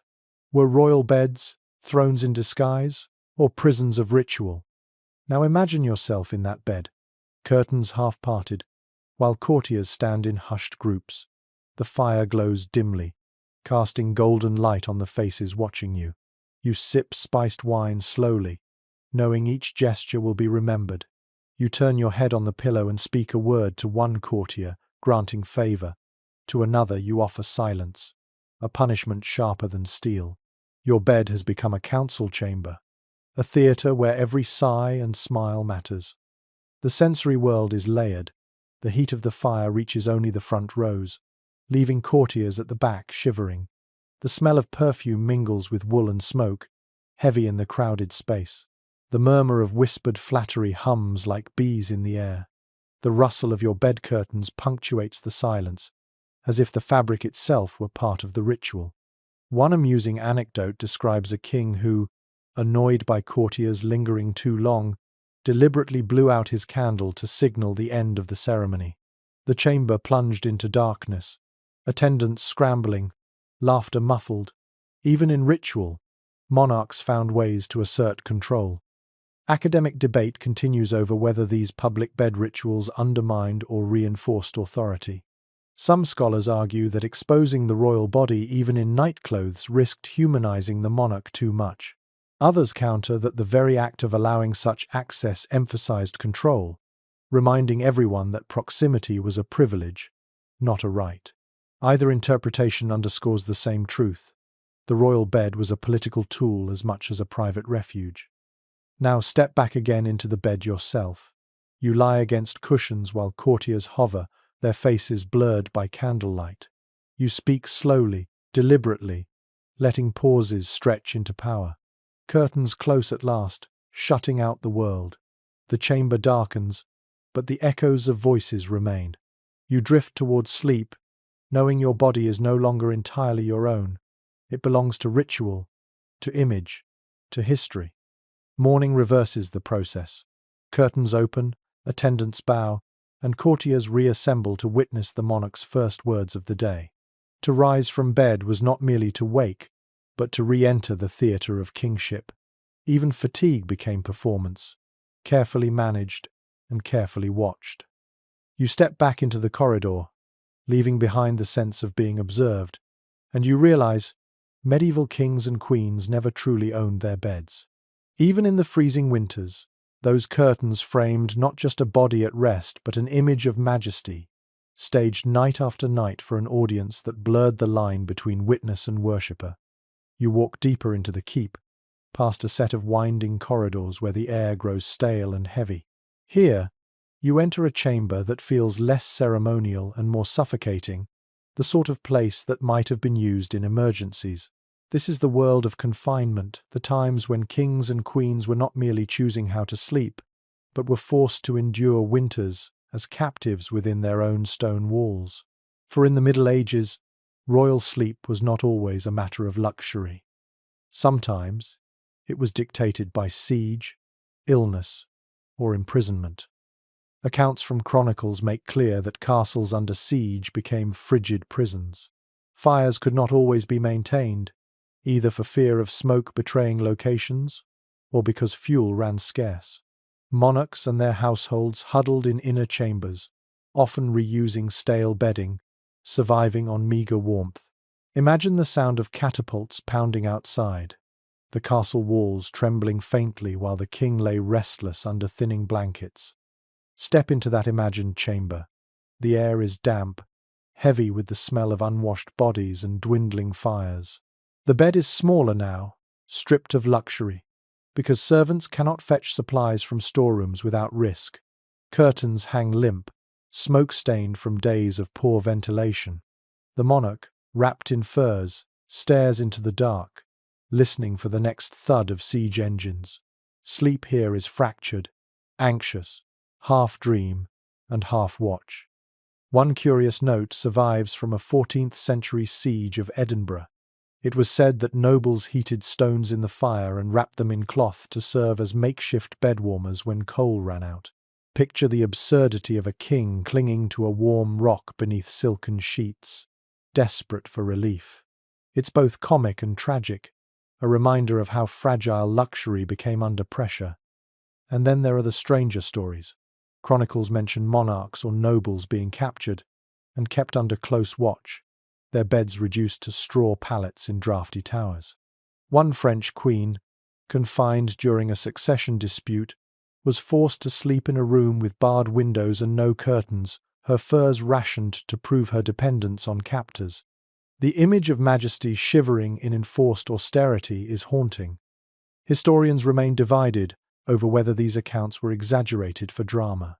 Some argue chroniclers embellished tales of royal suffering to highlight resilience or tragedy. Others believe such deprivation was all too real, especially during long sieges or political captivity. The debate continues, shadowy as the chambers themselves. Now imagine yourself as the captive monarch. You lie on a straw-stuffed mattress, lumpy and damp, covered by a single threadbare blanket. The shutters rattle with wind, and no attendants hover at your side, only guards watching coldly. You pull the blanket tight, trying to preserve dignity even as your teeth chatter. Sleep is thin, haunted by fear of betrayal, haunted by the sound of footsteps on the stair. The sensory reality is bleak. You smell mold from damp straw, hear the constant drip of water through cracks in the stone, feel drafts slicing across your face like knives. The fire, if there is one, burns low, throwing more smoke than heat. You turn and cough, lungs irritated by stale air, eyes stinging. Sleep comes only in fragments, chased by the clang of chains or the mutter of guards. One odd anecdote comes from the captivity of Richard II, who was deposed and confined in Pontefract Castle. Chronicles claimed he was denied adequate bedding, forced to lie under coarse wool rather than the furs of state. Whether true or propaganda, the story underscores how bedding itself became a symbol. To strip a monarch of velvet and fur was to strip them of authority, reducing them to the level of common prisoners. Scholars discuss how confinement shaped medieval understandings of kingship. Was royal majesty an inherent quality, or did it depend on visible trappings like the bed of state? When kings slept on straw, did their aura diminish, or did their endurance add to legend? Opinions differ, but the imagery remains potent. The bed as both throne and prison, comfort or deprivation defining the story of a reign. Now slip into that night once more. You curl on damp straw, body aching from the cold, mind restless with dread. Outside, the sound of siege engines rumbles or guards shuffle in the corridor. You pray softly, words half-whispered, hoping for morning, for survival, for dignity. Sleep is not rest, it is escape, fragile and fleeting. When dawn breaks, little changes. The air is still damp, the bedding still coarse, the fire still low. You rise stiffly, dignity patched together with sheer will. In captivity, sleep offers no luxury, only endurance. You step back into the corridor of imagination, leaving behind that bleak chamber, and you understand, not all royal winters were wrapped in silk. Sometimes kings and queens slept as prisoners of circumstance, their bodies swaddled not in ermine, but in fear. The bed, that nightly fortress, could as easily become a cage. The stair you follow now rises steeply toward the highest reaches of the keep. Here the air is thinner, touched with frost, and the silence heavier. You step into a final chamber, and it feels at once grand and sorrowful. This is not just any sleeping room, it is the death chamber, the place where kings and queens eventually lay down not to wake again. Royal beds in winter were not only about endurance or display, they were also stages for the most solemn ritual of all, the last sleep. We know from chronicles and funeral accounts that monarchs often died in their chambers, surrounded by attendants, physicians, and clergy. The bed, with its canopy and curtains, became a theatre of passage, transformed from a place of nightly vulnerability into the setting for a final spectacle. Curtains were drawn back so witnesses could gather. Prayers were whispered at the bedside, relics pressed into hands, and candles lit in every corner to chase away darkness. Imagine the scene vividly. Snow falls outside, muffling the world. Inside, the air smells of incense and smoke, thick with devotion and dread. The monarch lies under heavy furs, breath shallow, attendants kneeling nearby. Physicians murmur in hushed tones. Clerics chant psalms, courtiers weep softly. The fire burns hot, but the ruler's body remains cold, as though already halfway gone. One fact recorded in multiple sources is that rulers were often given the last rites directly in bed. Holy water sprinkled the covers, oils touched the forehead, and the bed itself became a sacred altar. The symbolism was unmistakable. The same canopy that had shielded earthly power now sheltered the soul in its passage toward judgment. And there are stranger, more intimate details. Some chronicles mention attendants collecting the sheets upon which the monarch had died, treasuring them as relics or burning them to prevent bad luck. Imagine the eerie quiet as servants stripped the bed, folding blood-stained or sweat-soaked linen with trembling hands, aware that they were handling history. Historians remain divided on how theatrical these moments truly were. Some argue that royal deathbeds were carefully staged, with witnesses invited precisely to craft the memory of Majesty's final hour. Others believe they were more chaotic, filled with fear, confusion, and grief. Perhaps both are true depending on the ruler, the court, and the season. Now picture yourself lying in that bed as the final night unfolds. The curtains are drawn wide, your body swaddled in furs, but you no longer feel their weight. You see the flicker of candles through half-closed eyes, hear the murmurs of prayers, smell the sharp tang of incense. The chamber is crowded, yet you feel utterly alone. The winter cold seems almost irrelevant now. The chill comes from within, not from drafts. Sleep stretches out before you, endless, unavoidable. The sensory atmosphere is profound. The chanting of psalms reverberates like a lullaby, steady and mournful. The fire hisses, but its sound feels distant, muffled. The air tastes of smoke and wax, heavy on the tongue. Shadows ripple across walls, shifting like souls. Every sensation seems sharper and dimmer at once, a paradox of endings. One poignant anecdote tells of Henry IV of England, who collapsed in Westminster Abbey and was carried to a chamber where he lingered in bed for days. Chronicles record courtiers pressing relics into his hands and debating prophecies even as he struggled to breathe. The bed became not only a deathbed but a stage for politics, as factions jostled for influence around him. Sleep here was no longer private, it was the hinge between dynasties. Scholars debate whether royal deathbeds offered comfort to rulers or stripped them of dignity. Some insist that the rituals, the relics, the prayers, the crowds soothed monarchs in their final hours, embedding them in a community of faith. Others argue that the sheer presence of witnesses turned dying into performance, depriving rulers of privacy even at the end. The truth may never be known, but the tension lingers in every recorded account. Now place yourself once more in that chamber. The cold is biting, but you no longer shiver. Your attendants hold your hands, their palms warm against your fading skin. You hear a chaplain's voice reciting softly, his words blending with the crackle of the fire. The curtains around you are not closed but opened wide, allowing all to see. You are both human and symbol, body and throne, life and memory. Sleep comes slowly, but this time there is no waking. At dawn, when the monarch no longer stirs, the bed is transformed again. Attendants lay the body out with care, draping it in clean linen, placing relics nearby. The curtains are tied back, the chamber heavy with silence. Soon carpenters will build the bier, soon courtiers will file past in grief, soon chroniclers will set quill to parchment.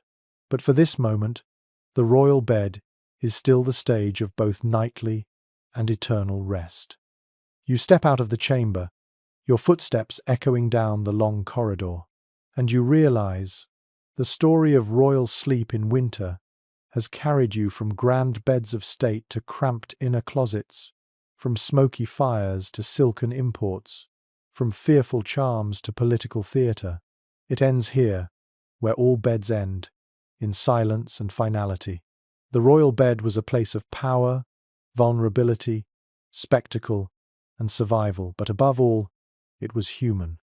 Kings and queens shivered, coughed, dreamed, and eventually lay still, just as any person might. Now the castle fades behind you. Its cold stone walls vanish, leaving only the memory of flickering fires, rustling curtains, and whispered prayers. You drift into your own bed, warm in the present, yet carrying echoes of those distant nights.